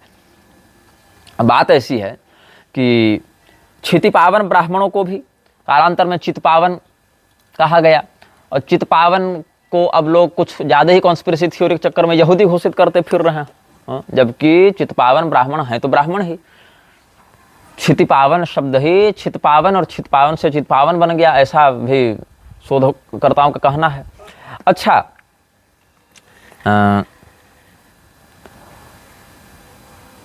सामहो, पूना, काशी, टिकारी, राजधनवार, हथुआ, बेतिया, इन स्थानों पे भूमिहारों का अच्छा खासा शासकीय प्रभाव रहा है और इन सभी स्थानों पर इनको न वैश्य वर्ण में गिना है न क्षत्रिय वर्ण में गिना है, अपितु इन सभी स्थानों पर ब्राह्मण के ही रूप में इनकी प्रतिष्ठा है। अच्छा, इसमें एक विषय और उठता है कि षटकर्मा ब्राह्मणों में भूमिहारों को गिना जाए या त्रिकर्मा ब्राह्मणों में गिना जाए। ऐसे भूमिहारों के विषय में जितने अपवाद प्रचलित हैं उतने बाकियों के विषय में नहीं हैं। कुछ लोग कहते हैं ये परशुराम जी के वंशज हैं, जबकि परशुराम जी की वंशावली का वर्णन शास्त्रों में हमको प्रौढ़ता से नहीं मिला है। कुछ लोग कहते हैं कि ये लोग दोगले हैं, ये इस प्रकार की शब्दावली का प्रयोग करते हैं। अब उसमें भी क्या कहते हैं तिरस्कृत करने के लिए कि ब्राह्मणों ने अन्य जातियों की कन्याओं से भूमिहारों को उत्पन्न किया, जबकि इसका कोई शास्त्रीय या ऐतिहासिक प्रमाण भी नहीं मिलता, लेकिन कहना है तो कह देते हैं। ऑनलाइन भी आपको बहुत कुछ ऐसे अपवाद, लोकापवाद, बहुत कुछ बदनामी के लिए मिल जाएंगे। कुछ लोग कहते हैं नहीं, माताएं ब्राह्मणी थी लेकिन पिता क्षत्रिय थे, लेकिन फिर उनको फिर सूत कोटि में रखा जाएगा ना। अगर माता ब्राह्मणी होगी पिता क्षत्रिय होगा तो सूत कोटि में रखा जाएगा, लेकिन भूमिहारों के लिए सारथी कर्म या सूत कर्म तो कहीं न ऐतिहासिक दृष्टिकोण से देखने को मिलता है, न साहित्यिक दृष्टिकोण से देखने को मिलता है, न सामाजिक दृष्टिकोण से। लेकिन कई ऐसे भ्रांतियां समाज में फैली रहती हैं तिरस्कृत करने के लिए, जो कहते हैं कि अरे ये लोग तो धोखेबाज हैं, ये तो कपटी हैं, ये तो छलिया हैं, ये तो दोगले हैं। इस प्रकार से बहुत कुछ आपत्तिजनक शब्दावली भी लोग दुष्प्रचारित करते रहते हैं। अच्छा, ये बात क्या है कि ये सारी बातें पीठ पीछे ही होती हैं। भूमिहारों के सामने बैठकर या भूमिहारों के समुदाय में कोई इस प्रकार की बात नहीं करेगा, फिर वहां बैठकर हाँ हाँ आप तो बहुत अच्छे, आप तो बहुत अच्छे, और पीठ पीछे फिर वही गालीबाजी। तो इस प्रकार से जो कृत्य किया जाता है, इससे क्या सिद्ध हो रहा है, इससे आप किस दिशा की ओर समाज को ले जा रहे हैं, इससे आपको लौकिक या पारलौकिक किस लाभ की प्राप्ति हो रही है सिवाय वैमनस्य के। अस्तु, फिर इसमें प्रश्न ये उठता है, जैसे सहजानंद जी ने भी बहुत जगह ऐसा लिखा कि पौरोहित्य कर्म भी कर सकते हैं और कृषि कर्म भी कर सकते हैं। अब देखिए, ब्राह्मणों के लिए उभय प्रकार के कर्मों का वर्णन अलग अलग काल खंड में अलग अलग स्थिति वशात ब्राह्मणों के लिए है, इसमें कोई दिक्कत नहीं है। लेकिन एक और यदि आप ये कहेंगे कि भूमिहार ब्राह्मण को स्वतंत्र समुदाय न होकर कानकुब्ज, मैथिल, सरयूपारेण, चितपावन, मोहियाल, यही सबसे मिला हुआ एक अलग, मतलब इन्हीं लोगों ने भूमिहार नामक अलग से एक समुदाय बनाया। मतलब जो लोग पौरोहित्य करते थे वो तो मैथिल कहलाए, कानकुब्ज कहलाए या सरयूपारेण कहलाए, इतना हो गया। और उनमें जो कृषि कर्म करने लगे या जमींदारी इत्यादि में चले गए और जिन्होंने पौरोहित्य इत्यादि नहीं किया, त्रिकर्मा बन गए, अपरिग्रही हो गए। अपरिग्रही मतलब अप्रतिग्रही, ये कहना था मुझे, अप्रतिग्रही हो गए, जिन्होंने दान लेना स्वीकार नहीं किया, अयाचक हो गए, वो भूमिहार स्वयं को कहने लगे, या इनसे रिश्ता रखने वाले लोग भूमिहार हो गए। ये अगर आप कहते हैं तो आपत्ति ये आएगी कि क्या जितने कानकुब्ज हैं सारे कानकुब्ज कर्मकांड करा रहे हैं, सारे शाकद्वीपीय कर्मकांड करा रहे हैं, सारे सरयूपारेण मैथिल सारे कर्मकांड करा रहे हैं क्या? नहीं। तो उस स्थिति में जो मैथिल कर्मकांड नहीं करवा रहे हैं, ऐसा तो है नहीं कि आज नहीं करवा रहे, उनके बाप दादा भी कर्मकांड नहीं करवा रहे थे, तो क्या वो सारे लोग भूमिहार कहलाएंगे? या क्या भूमिहार उनको अपने में स्वीकार करते हैं, या वो स्वयं को भूमिहार में स्वीकार करते हैं? ऐसा नहीं है। या कानकुब्ज या सरयूपारेण में जितने लोग कर्मकांड नहीं करवा रहे हैं, क्या वे सारे लोग भूमिहार कहलाएंगे? नहीं। फिर आप स्वयं कहते हैं भूमिहार भी अमुक अमुक जगह पर कर्मकांड कराते रहे हैं, तो जब अमुक अमुक जगह कर्मकांड कराते रहे हैं तो फिर वो तो प्रतिग्रह लेंगे, तभी तो कर्मकांड की विधा को करवाएंगे। उस स्थिति में उनकी भूमिहार संज्ञा कैसे बच जाती है? उनको तो फिर कानकुब्ज सरयूपारेण ही माना जाएगा ना। तो दोनों बातें आपस में टकरा जा रही हैं। तो निष्कर्ष ये निकलता है कि कर्मकांड हो या कृषि हो, वो आपके समुदाय के अस्तित्व का आधार नहीं है। कानकुब्जों में भी जो कर्मकांड करा रहे हैं या कृषि कर रहे हैं, दोनों कानकुब्ज ही कहलाएंगे। भूमिहारों में भी जो कर्मकांड करा रहे हैं या कृषि करा रहे हैं, दोनों भूमिहार ही कहलाएंगे। इनको मिश्रित करना या इनको आपस में अभिन्न दिखाना, किंवा भूमिहारों को ही कानकुब्ज और सरयूपारेण और मैथिलों का पूर्वज बता देना, ये बिल्कुल पूर्वाग्रही पक्ष हमको प्रतीत होता है, जो हमने कह दिया आपको। तो यहाँ पर इस पुस्तक में जो महत्वपूर्ण कुछ शास्त्रीय बातें कही गई, हम उनका आपके समक्ष वर्णन करेंगे। हालांकि इन्होंने बहुत कुछ बातों में प्रक्षिप्तवाद भी आरोपित किया है, बहुत कुछ की जगह कहा है कि ये तो प्रक्षिप्त है, ऐसा है वैसा है, जहाँ स्वविरुद्ध बातें देखने को मिली है। लेकिन ठीक है, हम उन विषयों पर अभी यहाँ चिंतन करने नहीं बैठे हैं। हम बस ये बताने आए हैं कि अध्यापनम अध्ययनम याजनम यजनम तथा दानम प्रतिग्रहश्चैव ब्राह्मणानाम अकल्पयत, ये जो बातें हैं मनुस्मृति इत्यादि में भी हैं कि और कुल्लूक भट्ट की टीका में कहते हैं अध्यापनादीनामिह सृष्टि प्रकरणे सृष्टि विशेषतया विधानम विधिस्तेषाम् उत्तरत्र भविष्यति, कि अध्यापन, अध्ययन, याजन, यजन, दान लेना देना, ये 6 कर्म ब्राह्मणों के लिए हैं, जिसमें ये अभी तो केवल उत्पत्ति वाला बता दिया, आगे 10वें अध्याय में उनका विशेष वर्णन करेंगे सब बातें। ते सम्यक उपजीवेयुः षट्कर्माणि यथाक्रमम्, ब्राह्मण आगे कहे हुए षट्कर्मों के द्वारा जीवन यापन करें। अब षट्कर्म के माध्यम से जीवन यापन कैसे हो सकता है, तो अध्ययन करने से जीवन कैसे चलेगा, वो तो अध्यापन करने से चलेगा ना। मतलब आजीविका की अगर बात करें तो आप पढ़ रहे हैं, इसके लिए कोई पैसा थोड़ी देगा, आप पढ़ा रहे हैं इसके लिए कोई पैसा देगा। ऐसे भी धन लेकर वेदाध्ययन करवाना प्रतिबंधित ही है, लेकिन वो भृत का अध्ययन दोष जो लगता है, उससे बचने के लिए धन का व्यवहार विद्याध्ययन में नहीं करना चाहिए, लेकिन अनुदान के रूप में अयाचित वृत्ति से ही सही, लेकिन गुरुकुल में तो प्राप्त होता था अनुदान, या आज भी प्राप्त होता ही है। अथवा दान देने से आजीविका कैसे निश्चित हो रही है। अब ये कह सकते हैं कि वही दान आपको पुण्य फल के रूप में प्राप्त होगा, वो आपको अन्न इत्यादि के रूप में फलित होगा, स्वास्थ्य के रूप में फलित होगा, वो परोक्ष फल हो गया उसका। लेकिन प्रत्यक्ष फल ये है कि हमने ये कर्म किया, इसके बदले हमको ये मिला। जैसे हमने कर्मकांड कराया, कर्मकांड के बदले दक्षिणा मिली, ये प्रत्यक्ष जीविका हो गई। हमने आपको पढ़ाया, उसके बदले में मुझे पारिश्रमिक मिला, ये प्रत्यक्ष आजीविका हो गई। ठीक है, हमने यज्ञ कराया, उसमें हमको दान दक्षिणा मिली, ये प्रत्यक्ष आजीविका हो गई। लेकिन हमने दान दिया, हमने स्वाध्याय किया, दान दिया, इससे जो प्रारब्ध चक्र में पुण्योदय हुआ, उस पुण्योदय के प्रभाव से कालांतर में हमको जो परोक्ष लाभ हुआ, वो प्रत्यक्ष आजीविका में तो नहीं गिना जाएगा। प्रत्यक्ष आजीविका में तो वही गिना जाएगा कि हमने आपके यहाँ पूजा पाठ किया, हमने कथा कही, हमने और कुछ आपके लिए किया, तो बदले में आपने हमको दक्षिणा दी, वो हमारी आजीविका का एक हिस्सा माना जाएगा। तो इसीलिए ब्राह्मण के लिए भी प्रतिग्रह को अनेक स्थानों पर दोष बताया गया है। ब्राह्मण के लिए भी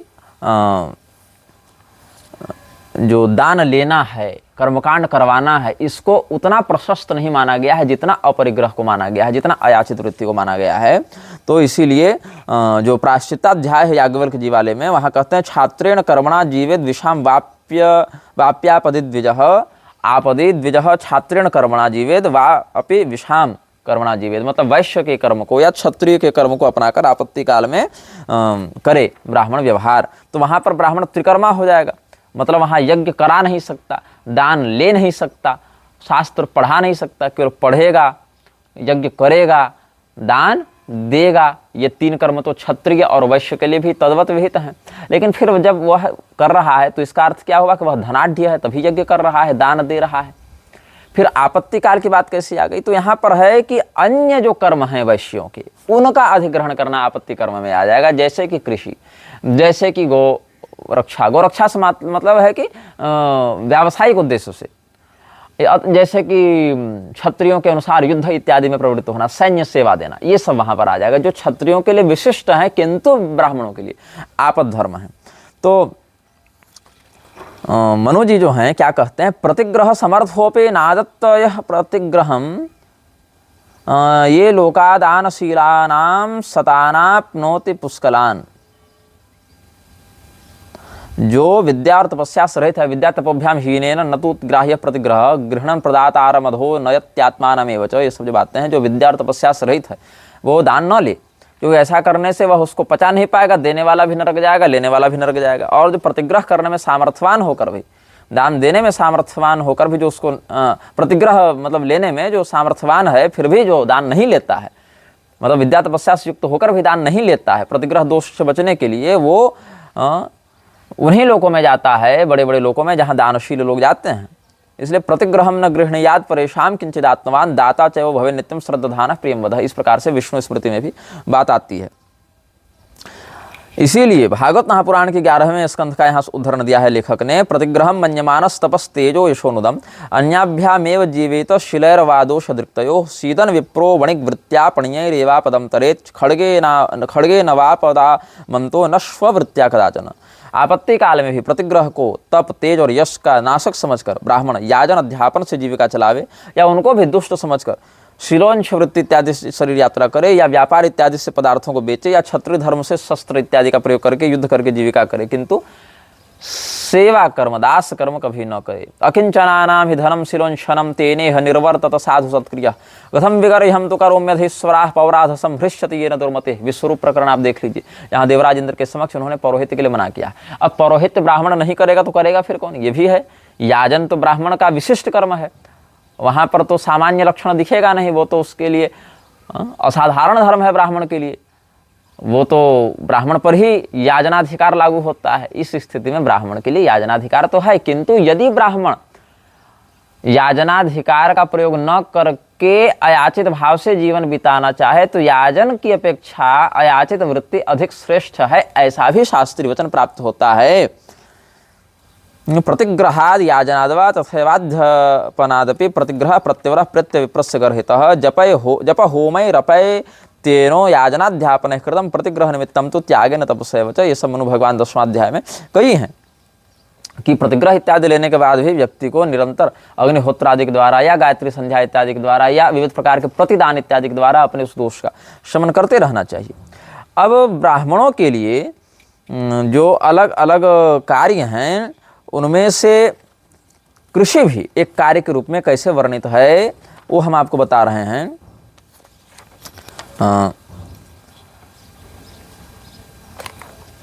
कुल्लुक भट्ट की टीका का पहले यहाँ लेखक ने वर्णन किया है। गौतम स्मृति की सम्मति देते हुए कुल्लुक भट्ट मनुस्मृति के 4th के 6ठे श्लोक की टीका में लिखते हैं, तेन चैवापि जीव्यत इति च शब्देन वाणिज्य समशिष्टत्वात् कुसीदमपि गृह्यते पूर्वश्लोकोक्ता कृषि श्लोकोक्ते च कृषि वाणिज्येनापदित्यनुवृत्तेरस्वयं कृतान्येतानि बोद्धव्यानि यथा गौतम कृषि वाणिज्ये स्वयं चाकृते कुसीदम च। स्वयं चाकृते अपने से नहीं करना है, अकृत स्वयं अकृत किंतु पर के द्वारा कृत उसका लाभ ग्रहण मात्र, मतलब अपने से हल न ले हाथ में, अपने से कर्षण न करे, अपने से खेती न करे, दूसरे से करवाए, उससे उपार्जित धन का लाभ अपनी आजीविका के लिए जितना आवश्यक उतना रख ले। स्वयं से सूदखोरी न करे, किसी अन्य के माध्यम से जो शास्त्रोक्त सीमा है सूद की, ये नहीं कि एकदम खून चूस लो, जितना 6ठा अंश 8वां अंश या जो भी उसकी एक मर्यादा है उसके अनुसार किसी और को पैसा देकर कहे कि तुम इससे ब्याज इत्यादि का काम करो और उसमें इतना लाभांश हमको अपनी आजीविका चलाने भर के लिए दे देना, तो ये आपद धर्म विशेष के लिए ऐसा कर सकता है। स्वयं न करे, चाकृते अकृते स्वयं, कृषि वाणिज्य स्वयं चाकृते कुसीदम च। कुसीद कहते हैं, कुसीद वृत्ति कहते हैं ब्याज वाले काम को। और इसमें क्या है कि अनापत्ति काल में तो ब्राह्मण ऐसा कर ही सकता है, आपत्ति काल यदि आ जावे जहाँ कोई विकल्प न बचे तो कृषि गोरक्ष ग्रहणम वाणिज्य प्रदर्शनार्थ तया च विक्रेयाणि वक्षति स्वयं कृतम चेदम कृष्यादि ब्राह्मणापद वृत्ति, आपद वृत्ति में स्वयं कृतम और अस्वयं कृतस्य ऋतामृताभ्याम जीवेत्यनापद्येव विहितत्वात्। आपद काल में सकृत भी हो सकता है और अनापद काल में परकृत माध्यम से लाभ ग्रहण करने का ऐसा विधान निर्दिष्ट होता है। षट्कर्म सहितो विप्रः कृषि कर्म च कारयेत हीनांगम व्याधितम क्लीवम वृषम विप्रो न वाहयेत। पराशर स्मृति में क्या कहते हैं, संध्या स्नानादि षट्कर्म से युक्त भी उसमें भी है, बलि वैश्वदेव है, तर्पण है, अग्निहोत्र आदि हैं। ब्राह्मण जीविका के लिए कृषि कर्म कारयेत करवाए, कुर्यात नहीं है, कारयेत है। परंतु जो बैल रोगी हो, किसी अंग से विकल हो और नपुंसक हो, ऐसे बैलों को हल में न जुतवावे। वाहयेत कारयेत मतलब यहाँ परकृत कर्म के प्रति पराशर जी उपदिष्ट कर रहे हैं। और अपने से अगर करता है तब दोष लगेगा। ब्राह्मणश्चेत् कृषिम कुर्यात् तद महादोष माप्नुयात्, वहाँ खल यज्ञ इत्यादि का वर्णन है प्रायश्चित के लिए। अस्तु, जब तक प्रथम कल्प उत्तम आजीविका विद्यमान है तब तक उसका आश्रय लेना चाहिए। जब बिल्कुल ही वहां से आजीविका संभव न हो तब उस स्थिति में विकल्प में उससे नीचे वर्ण के कर्मों को करने का विधान शास्त्र ब्राह्मण के लिए कहते हैं या अन्य के लिए भी कहते हैं। आपत्कल्पेन यो धर्मम कुरुते नापदिद्विजः स नाप्नोति फलम तस्य परत्रेति विचारितम प्रभु प्रथम कल्पस्य योनुकल्पेन वर्तते न सांपरायिकम तस्य दुर्मतेर विद्यते फलम। अब ब्राह्मण का कृषि कर्म करना या भूमि पतित्व को प्राप्त करना, ये सब वर्णन है आपको इसमें मिलेगा। स्कंद पुराण के ब्रह्मखंड के धर्मारण्य महात्म्य का इन्होंने प्रमाण दिया है। 15 सहस्राणि मध्ये ये च वाड़वा कृषि कर्मरता आसन केचिद यज्ञ परायणा केचिन मल्लाश्च संजाता केचिद वै वेद पाठका स्वकर्म निरता शांता कृषि कर्म परायणा धर्मारण्यान्नाति दूरे धेनु संचारयन्ति ते बहवस्तत्र गोपाला बभूर्द्विजबालकाः तेषु ग्रामेषु ते विप्राश्चातुर्विद्या द्विजोत्तमाः। तो द्विजोत्तम कैसे हैं? जो कृषिकर्म परायण हैं, जो स्वकर्म निरत हैं, वो कृषिकर्म परायण होकर भी द्विजोत्तम कैसे हो जा रहे हैं? मतलब कृषि और भूमिपतित्व भी ब्राह्मणों के कर्म के अंतर्गत शास्त्रों में इन अंशों में परिलक्षित हैं। अब क्या है कि पुत्रष्टि यज्ञ का जहाँ वर्णन है, वाल्मीकि जी वर्णन करते हैं बालकांड में, वहाँ पर जब पुत्रष्टि यज्ञ करने लगे राजा दशरथ तो ब्राह्मणों को बहुत ज़्यादा भूमि दान दे रहे थे। कहा कि सब तो आप ही लोग ले जाइए, हमारी जो भूमि है सब हम आपको पृथ्वी के अंतर्गत दे देते हैं। तो ब्राह्मणों ने कहा कि हम लोग भूमि का प्रबंध करने में समर्थ नहीं, हम लोग तपस्वी हैं, इसीलिए उसके बदले भूमि के बदले आप कुछ अन्न द्रव्यादि ही दे दीजिए। ये नहीं कहा कि हम भूमि पतित्व नहीं कर सकते या कृषि करना निंदित है, ऐसा नहीं कहा। हमारे पास इतना समय नहीं कि हम उतना देखभाल कर सके, हम तपस्वी लोग हैं भाई, हम लोग उधर मैनेजमेंट नहीं कर पाएंगे, इसलिए हम लोग को अन्न इत्यादि ही दक्षिणा में दे दीजिए। लेकिन इसका अर्थ ये नहीं कि जो ब्राह्मण भूमिपतित्व का या कृषि का सामर्थ्य या समय रखता वो करता नहीं था। अपितु त्रिजट ब्राह्मण का आप वहाँ वर्णन देखेंगे तो छत्र वृत्तिर वने नित्यम फाल कुद्दाल लांगली तत्रासित पिंगलो गार्गस त्रिजटा नाम विद्विजः। छतवृत्ति भी पाठ मिलता है, ऐसा लिखते हैं। उस समय अथवा उस जगह गंगोत्री पीतवर्ण नामक एक त्रिजट नाम गर्गगोत्री, हाँ गर्गगोत्री, यहाँ गंगोत्री छप गया है ना, गर्गगोत्री हो गार्ग्य, गर्गगोत्री पीतवर्ण का एक त्रिजट नाम का ब्राह्मण था जो अस्त्रादि द्वारा कंदमूल खोल कर अथवा फाल कुदाल और हल से कृषि इत्यादि करके, मतलब फाल कुदाल का क्या करेंगे आप, छतवृत्तिर्वने नित्यम, नित्य ही वन में रहता अपनी जीविका करता था। और उसकी पत्नी ने कहा कि भगवान अब वनवास जाने से पहले ब्राह्मणों को दान दे रहे हैं तो आप बहुत कुछ उनसे प्राप्त कर सकते हैं। तो भगवान के पास पहले वो नहीं जाना चाहते थे, लेकिन जैसे सुदामा जी को उनकी पत्नी ने भेजा था वैसे त्रिजट ब्राह्मण को भी भेजा था। तो फिर भगवान देखे कि भाई ये ब्राह्मण हैं नहीं है क्या है, मतलब ब्राह्मण तो हैं ठीक है लेकिन कितने प्रबल हैं, सक्षम हैं। तो भगवान बोले कि ये लाठी उठाइए और अपना दंड फेंकिए, जहाँ तक भूमि पर आपका दंड गिरेगा वहाँ तक की गायें आपकी हो जाएंगी। तो इसीलिए वहाँ वो फिर सरयू पार उनका दंड गिरा, जितना तटवर्ती जो भी था वहाँ पर जो कुछ भाव है वो आप वहाँ से प्राप्त कर सकते हैं। तो इस प्रकार से उन्होंने देखा कि जहाँ तक इनका दंड गिरा है वहाँ तक की गौ हमको इनको दे देनी चाहिए। तो ब्राह्मण बहुत बड़े गोपति फिर हो गए थे। तो इसीलिए महाभारत के सभा पर्व में देखिए, गोवासना ब्राह्मणाश्च दर्शनीयाश्च सर्वश प्रत्यर्थम ते महाराज धर्मराज्यो महात्मनः त्रिखर्वं बलिमादाय द्वारे तिष्ठन्ति वारिताः ब्राह्मणा वाटधानाश्च गोमन्तः शतसंघस कमण्डलोनुपादाय जातरूपमयान् शुभान् एवं बलिं समादाय प्रवेशं लेभिरेन च। बहुत कुछ वहाँ पर ब्राह्मणों का वर्णन है, जो किस प्रकार से गोपालन इत्यादि कर रहे हैं, किस प्रकार से वहाँ पर स्वर्ण कमंडलू इत्यादि से युक्त होकर अंदर आते जाते रहते हैं। भीड़ के कारण या याचकों के लिए अलग से बना हुआ था विभाग, उसके कारण नहीं भी जा पाते हैं। तो ब्राह्मणों के लिए जब भीड़ बढ़ गई तो दान देने के लिए महाराज युधिष्ठिर ने कहा द्वारपालों से कि आप लोग कहिए कि सारे ब्राह्मण अंदर घुसेंगे तो अव्यवस्था हो सकती है, इसलिए एक अलग विभाग बना दिया गया है। तो तत्रस्था द्वारपालस्ते प्रोच्यन्ते राजशासनात् कृतकालः सुबलयः ततो द्वारमवाप्स्यथ, कि वहाँ से ही आप सबों को दान दक्षिणा इत्यादि प्राप्त होते रहेंगे। तो जितने भी कर्म हैं ब्राह्मणों के लिए, उन कर्मों में कृषि और वाणिज्य या भूमिपतित्व ये सब कर्म भी आपद धर्म के अंतर्गत भी कहीं कहीं वर्णित हैं, जहाँ स्वकृत करना है, और परकृत रूप से भी अनापद स्थिति में भी वो वर्णित हैं, ऐसा समझना चाहिए। सेनापत्यम च राज्यम च दंड नेतृत्वमेव च सर्वलोकाधिपत्यम च वेद शास्त्र विदर्हति। मनोज जी लिखते हैं ना, सेना का संचालन, राज्य का संचालन, न्याय व्यवस्था, दंड नीति, शास्त्र का उपदेश, वेद का अनुपालन, ये सब ब्राह्मण आदि करते हैं। और ब्राह्मणों के फिर अंतर्गत रहते हुए क्षत्रिय आदि करते हैं। प्रजापतिर्हि वैश्याय सृष्ट्वा परिददे पशून् ब्राह्मणाय च राज्ञे च सर्वाः परिददे प्रजा। मनुस्मृति के 9वें अध्याय का वर्णन करते हुए कहते हैं। और स्वमेव ब्राह्मणो भुंक्ते स्वं वस्ते स्वं ददाति च आन स्याद् ब्राह्मणस्य भुंजन्ति हितरे जनाः। ब्राह्मणों का ही स्वत्व ब्राह्मण उपभोक्त करते हैं, ब्राह्मणों का ही स्वत्व ब्राह्मण लेते और देते हैं। अन्य जितने लोग हैं वह ब्राह्मणों के ही कृपा से संपत्ति का उपभोग करते हैं। जैसे पिता के संपत्ति का उपभोग पुत्र आदि करते हैं, पिता के घर में पुत्र आदि रहते हैं, पिता के द्वारा पुत्रों का भरण पोषण होता है, वैसे ही ब्रह्म भुंजिष्यमाना पृथ्वी का ही उपभोग क्षत्रिय वैश्य शूद्र आदि अन्य करते हैं। यही कारण है वायु देवता और ऐल राजा, पुरूरवा का जो संवाद महाभारत के शांति पर्व में है, वहाँ पूछता है, प्रश्न करता है यह राजा, ऐल महाराज पूछते हैं, द्विजस्य छत्रबंधोर्वा कस्ययं पृथ्वी भवेत्, यह क्षत्रियों की भूमि है या ब्राह्मणों की भूमि है? तो वायु देवता कहते हैं, विप्रस्य सर्वमेवेदं यत्किंचित् जगति गतं ज्येष्ठेनाभिजनेनेह तद्धर्म कुशलाविदुः स्वमेव ब्राह्मणो भुंक्ते स्वं वस्ते स्वं ददाति च गुरुर्हि सर्ववर्णानां ज्येष्ठ श्रेष्ठश्च वै द्विजः। ये सब बात कहते हैं वायु देवता।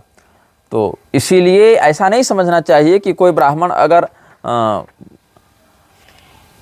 क्षत्रिय के समान राज्य का उपभोग कर रहा है तो वह पूर्णतया क्षत्रिय माना जाएगा, उसका ब्राह्मणत्व ही पूर्णतया समाप्त हो जाएगा। हाँ, इसमें जरूर है कि उसका यज्ञोपवीत आदि, उसका स्वाध्याय इत्यादि, उसका स्वकर्म परायणता का भाव खंडित नहीं होना चाहिए, अन्यथा क्रियालोप से वर्ण ह्रास भी उसका कुछ कुछ पीढ़ियों में होने लगता है। उसमें भी निश्चित है कि इतने पीढ़ियों तक ये कर्म करने से उसका वर्ण ह्रास हो जाता है, इतने पीढ़ी तक ये कर्म करने से ह्रास हो जाता है। उसकी भी स्मृतियों में अलग अलग व्यवस्था है, जो कि बहुत विस्तृत विषय है और विवेचन का विषय है। लेकिन कहने का अर्थ है कि त्रिकर्म और षटकर्म ये दोनों ब्राह्मणों के लिए विहित हैं, जिसमें षटकर्म में तो यज्ञ करना, कराना, दान लेना, देना, पढ़ना, पढ़ाना 6 है, लेकिन यज्ञ करना रख कर कराना हटा दें, यज्ञ दान लेना हटाकर दान देना कर दें, और पढ़ाना छोड़कर केवल पढ़ना कर दें, तो ये त्रिकर्मा ब्राह्मण हो गए। तो यहाँ पर ऐसा नहीं समझना चाहिए कि कोई त्रिकर्मा ब्राह्मण है तो वो मतलब गर्हित ब्राह्मण हो गया, ऐसा नहीं समझना चाहिए। क्योंकि कलयुग में भी बहुत सारे ब्राह्मण राजा बनेंगे, ऐसा वर्णन है ना। ४ द्विजा ह्येते काण्वा भोक्ष्यन्ति वै महिम ४ पंचैव भोक्ष्यन्ति मां वसुन्धराम। काण्ववंशी, शुंगवंशी, ये सब राजाओं के रूप में ब्राह्मणों का ही स्थापन किया गया है। अग्निपुराण देखिए, जहाँ पर प्रधानमंत्री या सेनापति के रूप में ब्राह्मण और क्षत्रिय दोनों का वर्णन मिलता है। सोऽभिषिक्तः सहामात्यो जो ये क्षत्रुन् रिपोत्तमः राज्ञा सेनापतिः कार्यो ब्राह्मणः क्षत्रियोऽथवा।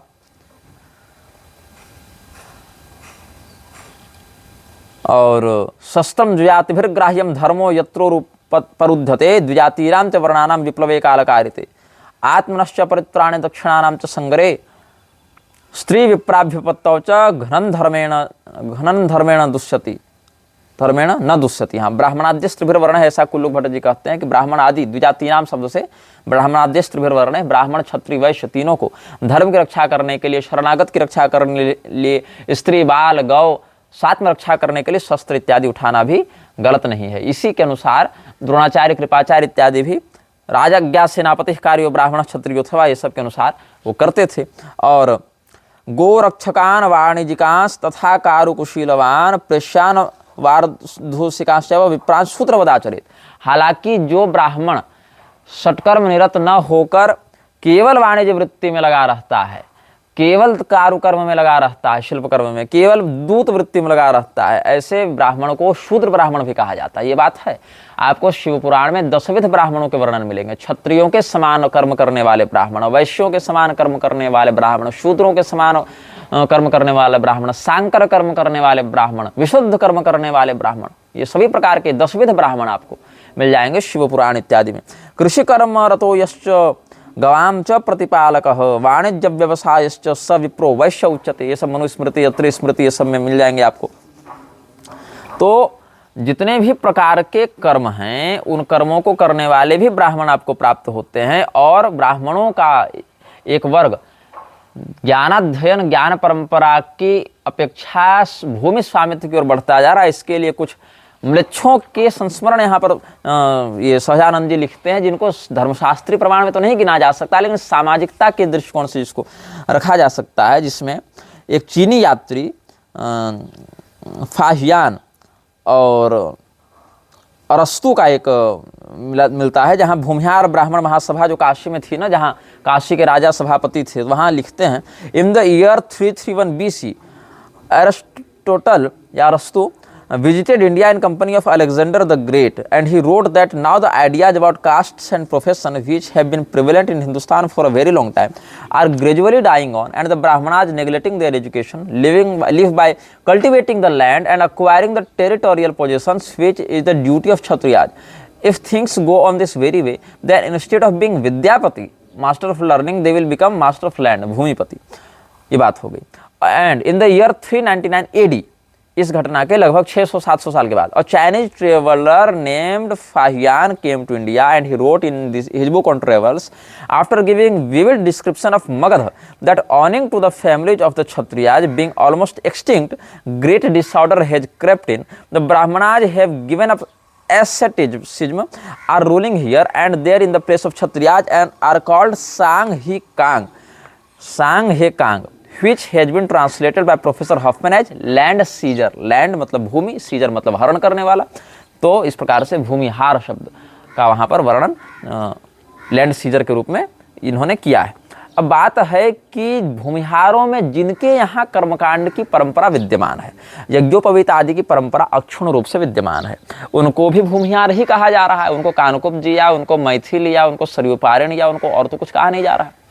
और जिनके यहाँ ऐसा नहीं है उनको भी भूमिहार ही कहा जा रहा है. तो ये कहना हमको युक्त नहीं लगता कि भूमिहार कोई स्वतंत्र समुदाय न होकर कानकुब्ज, स्वरूपारण, मैथिल इत्यादि से चित्पावन से ही निकला. ऐसा वर्ग है जो मैथिल, जो स्वरूपारण, जो चित्पावन, जो कानकुब्ज कर्मकांड नहीं कराते थे, कृषि और वाणिज्य इत्यादि ही करते थे, वो भूमिहार कहलाए. अगर आप ऐसा कह देंगे तो आज जो कानकुब्ज या मैथिल या चित्पावन या स्वरूपारण कर्मकांड नहीं करा रहे हैं, क्या उनको भी आप भूमिहार कहेंगे? क्या भूमिहार उनको अपने में मिलाएंगे? नहीं, ऐसा भी नहीं है.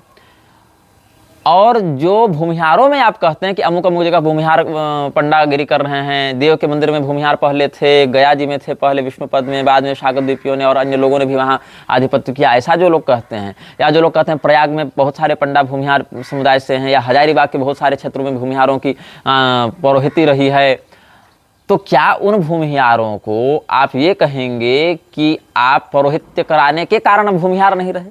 क्योंकि आप बहुत सारे लोग पहले यह तर्क देते रहते हैं, सहजानंद जी ने भी बहुत जगह ऐसा लिखा है कि जो ब्राह्मण, कानकुब्ज, मैथिल ये सभी थे और जिन्होंने इस प्रकार अयाचत वृत्ति रखी, क्योंकि आप कर्मकांड कराएंगे तो प्रतिग्रह लेना तो अनिवार्य होगा आपके लिए, और वो आप ले नहीं रहे तो आप भूमिहार कहलाएंगे.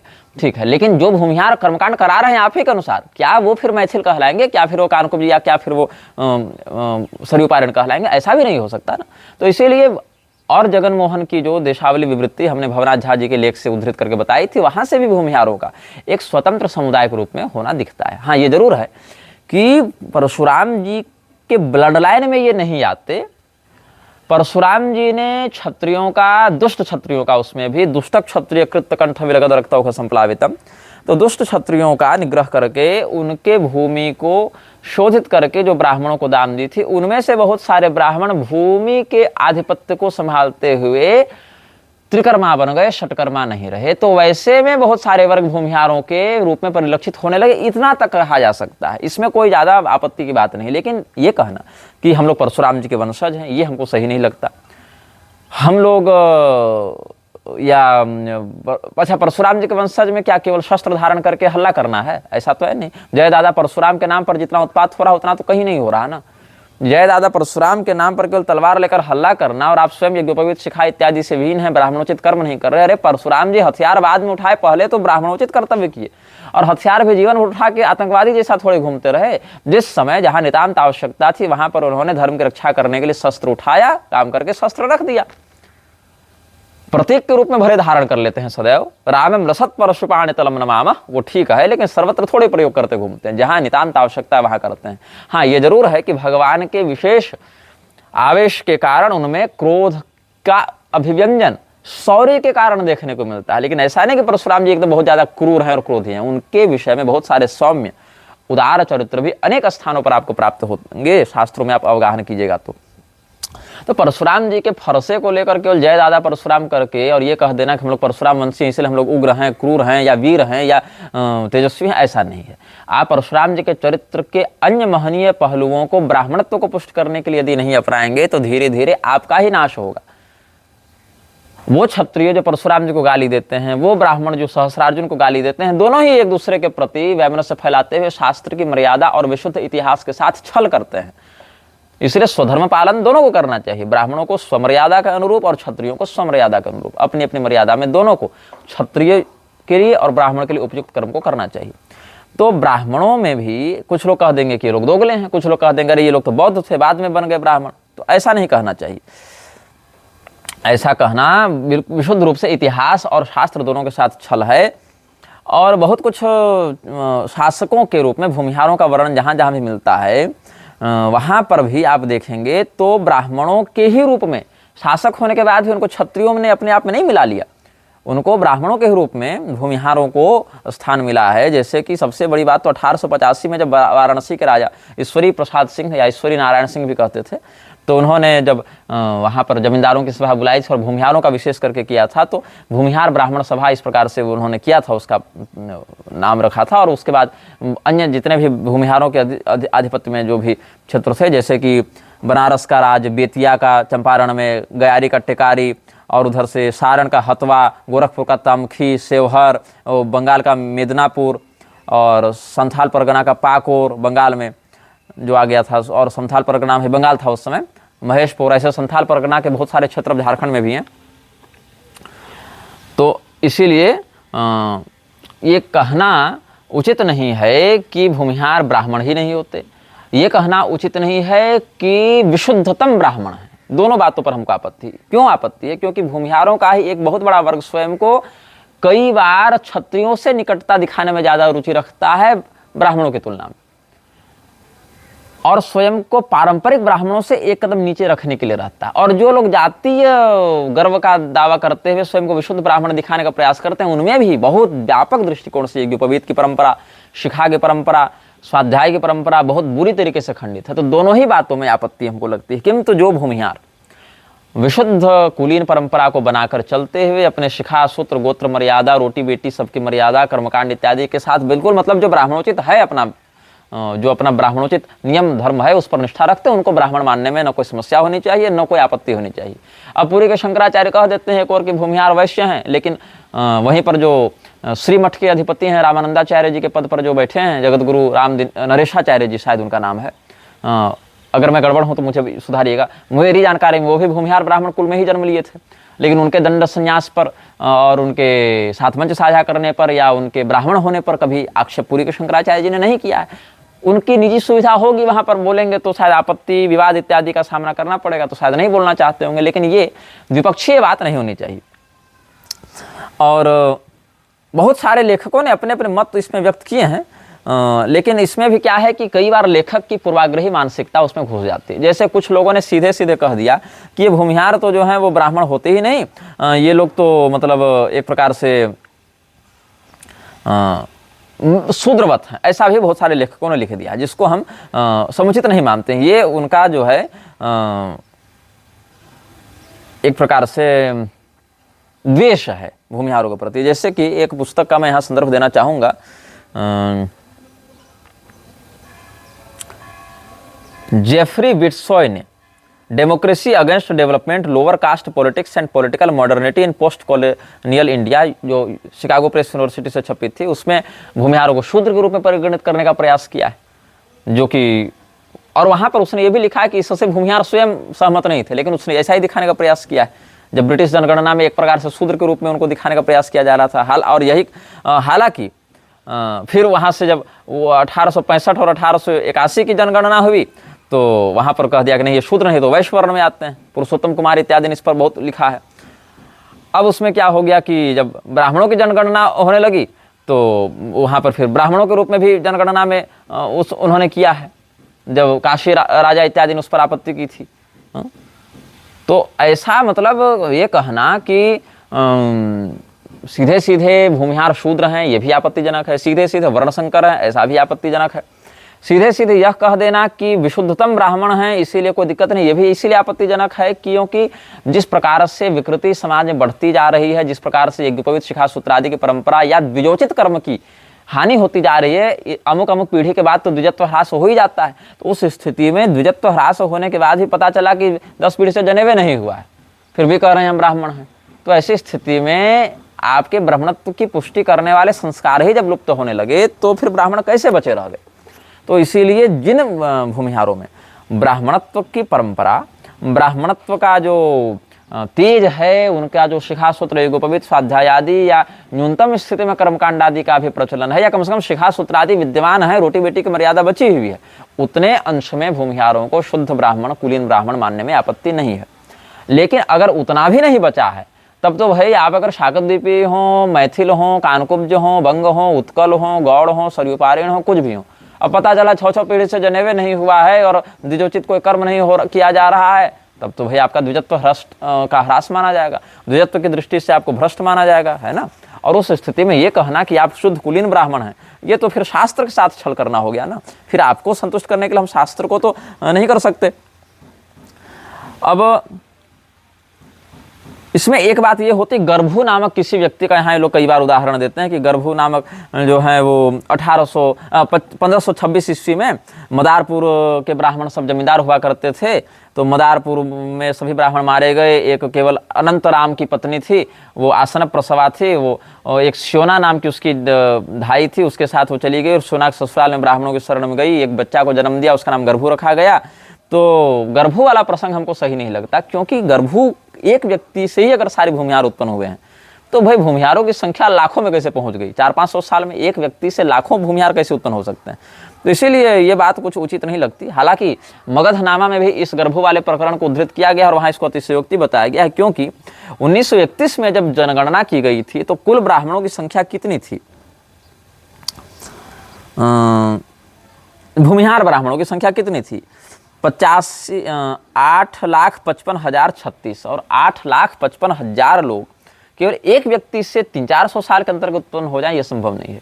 कितनी संतानें होंगी? अगर एक पीढ़ी में एक व्यक्ति की 10 संतान का भी अगर आप एवरेज मानकर चलते, 1 से 10 हुए, उन 10 से दूसरी पीढ़ी में 100 हुए, उन 100 से दूसरी पीढ़ी में फिर 1000 हुए, फिर चौथी पीढ़ी में, ऐसे करते करते मतलब 5 से 6-7 पीढ़ी जाते जाते क्या 8 लाख लोग, बहुत 10-10 का हम प्रत्येक व्यक्ति के साथ जोड़ रहे हैं, तब भी बहुत अतिशयोक्तिपूर्ण बात लगती है। तो कानकुब्ज के विषय में एक श्लोक मिलता है जो कि मुझे अप्रामाणिक ही लगता है, क्योंकि उसका मूल संदर्भ यहाँ नहीं दिया गया है मगधनामा में। सरयूपारेण सनाढ्यश्च भूमिहारो जिझौतिया प्राकृताश्च पंचभेदास्तस्य प्रकृतिता। एक तो श्लोक ही अशुद्ध है, दूसरी बात ये मगधनामा में एक लिखते हैं कि भूमिहार ब्राह्मण दरअसल कानकुब्ज ब्राह्मणों को उपजाति है। कानकुब्ज ब्राह्मणों के 5 भेद माने गए, सरयूपारेण, सनाढ़, भूमिहार, जिझौतिया और कनौजिया। कानकुब्जों की उपजातियां इस प्रकार से एक लेख लक्ष्मी नारायण दीक्षित लिखते हैं।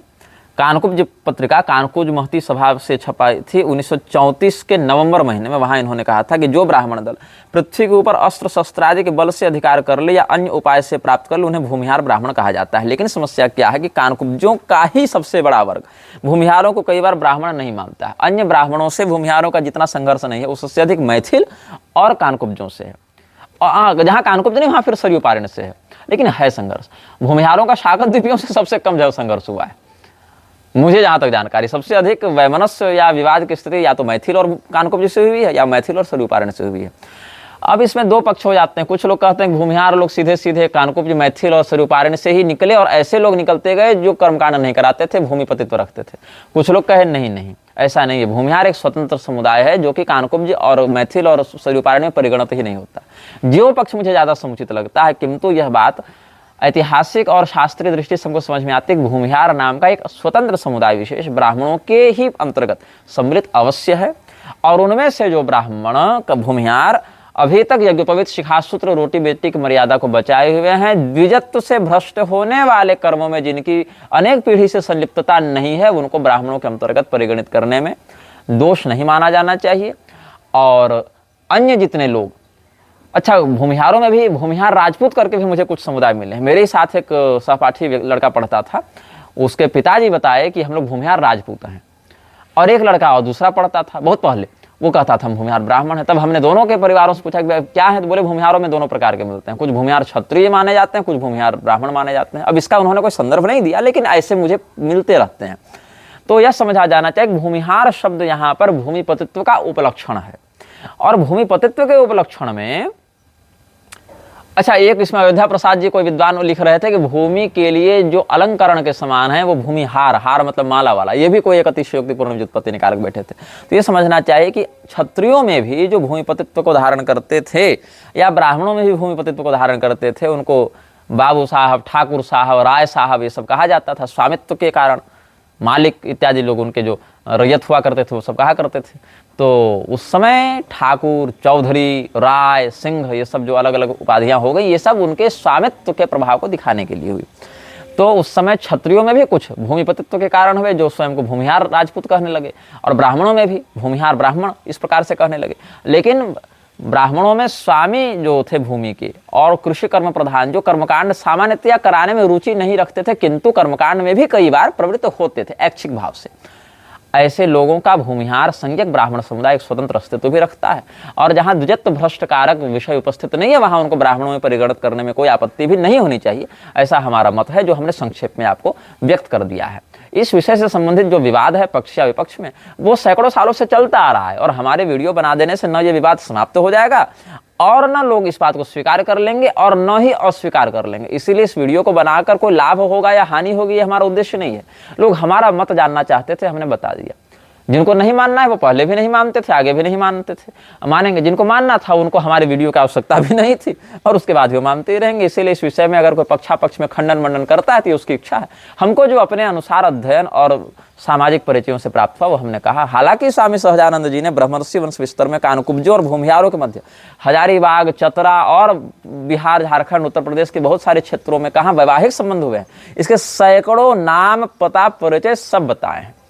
लेकिन वैवाहिक संबंध होने मात्र से हम ये नहीं कह सकते कि दोनों समुदाय एक ही हैं, क्योंकि वैवाहिक संबंध जो हैं वो कहीं भी किसी का भी हो सकता है आज के 2-4 पीढ़ी 10 पीढ़ी के अंतर्गत। क्योंकि ऐसा नहीं है कि शाकद्वीपी अगर केवल शाकद्वीपी से विवाह करेगा तो ही विवाह माना जाएगा। विवाह के कई प्रकार हैं।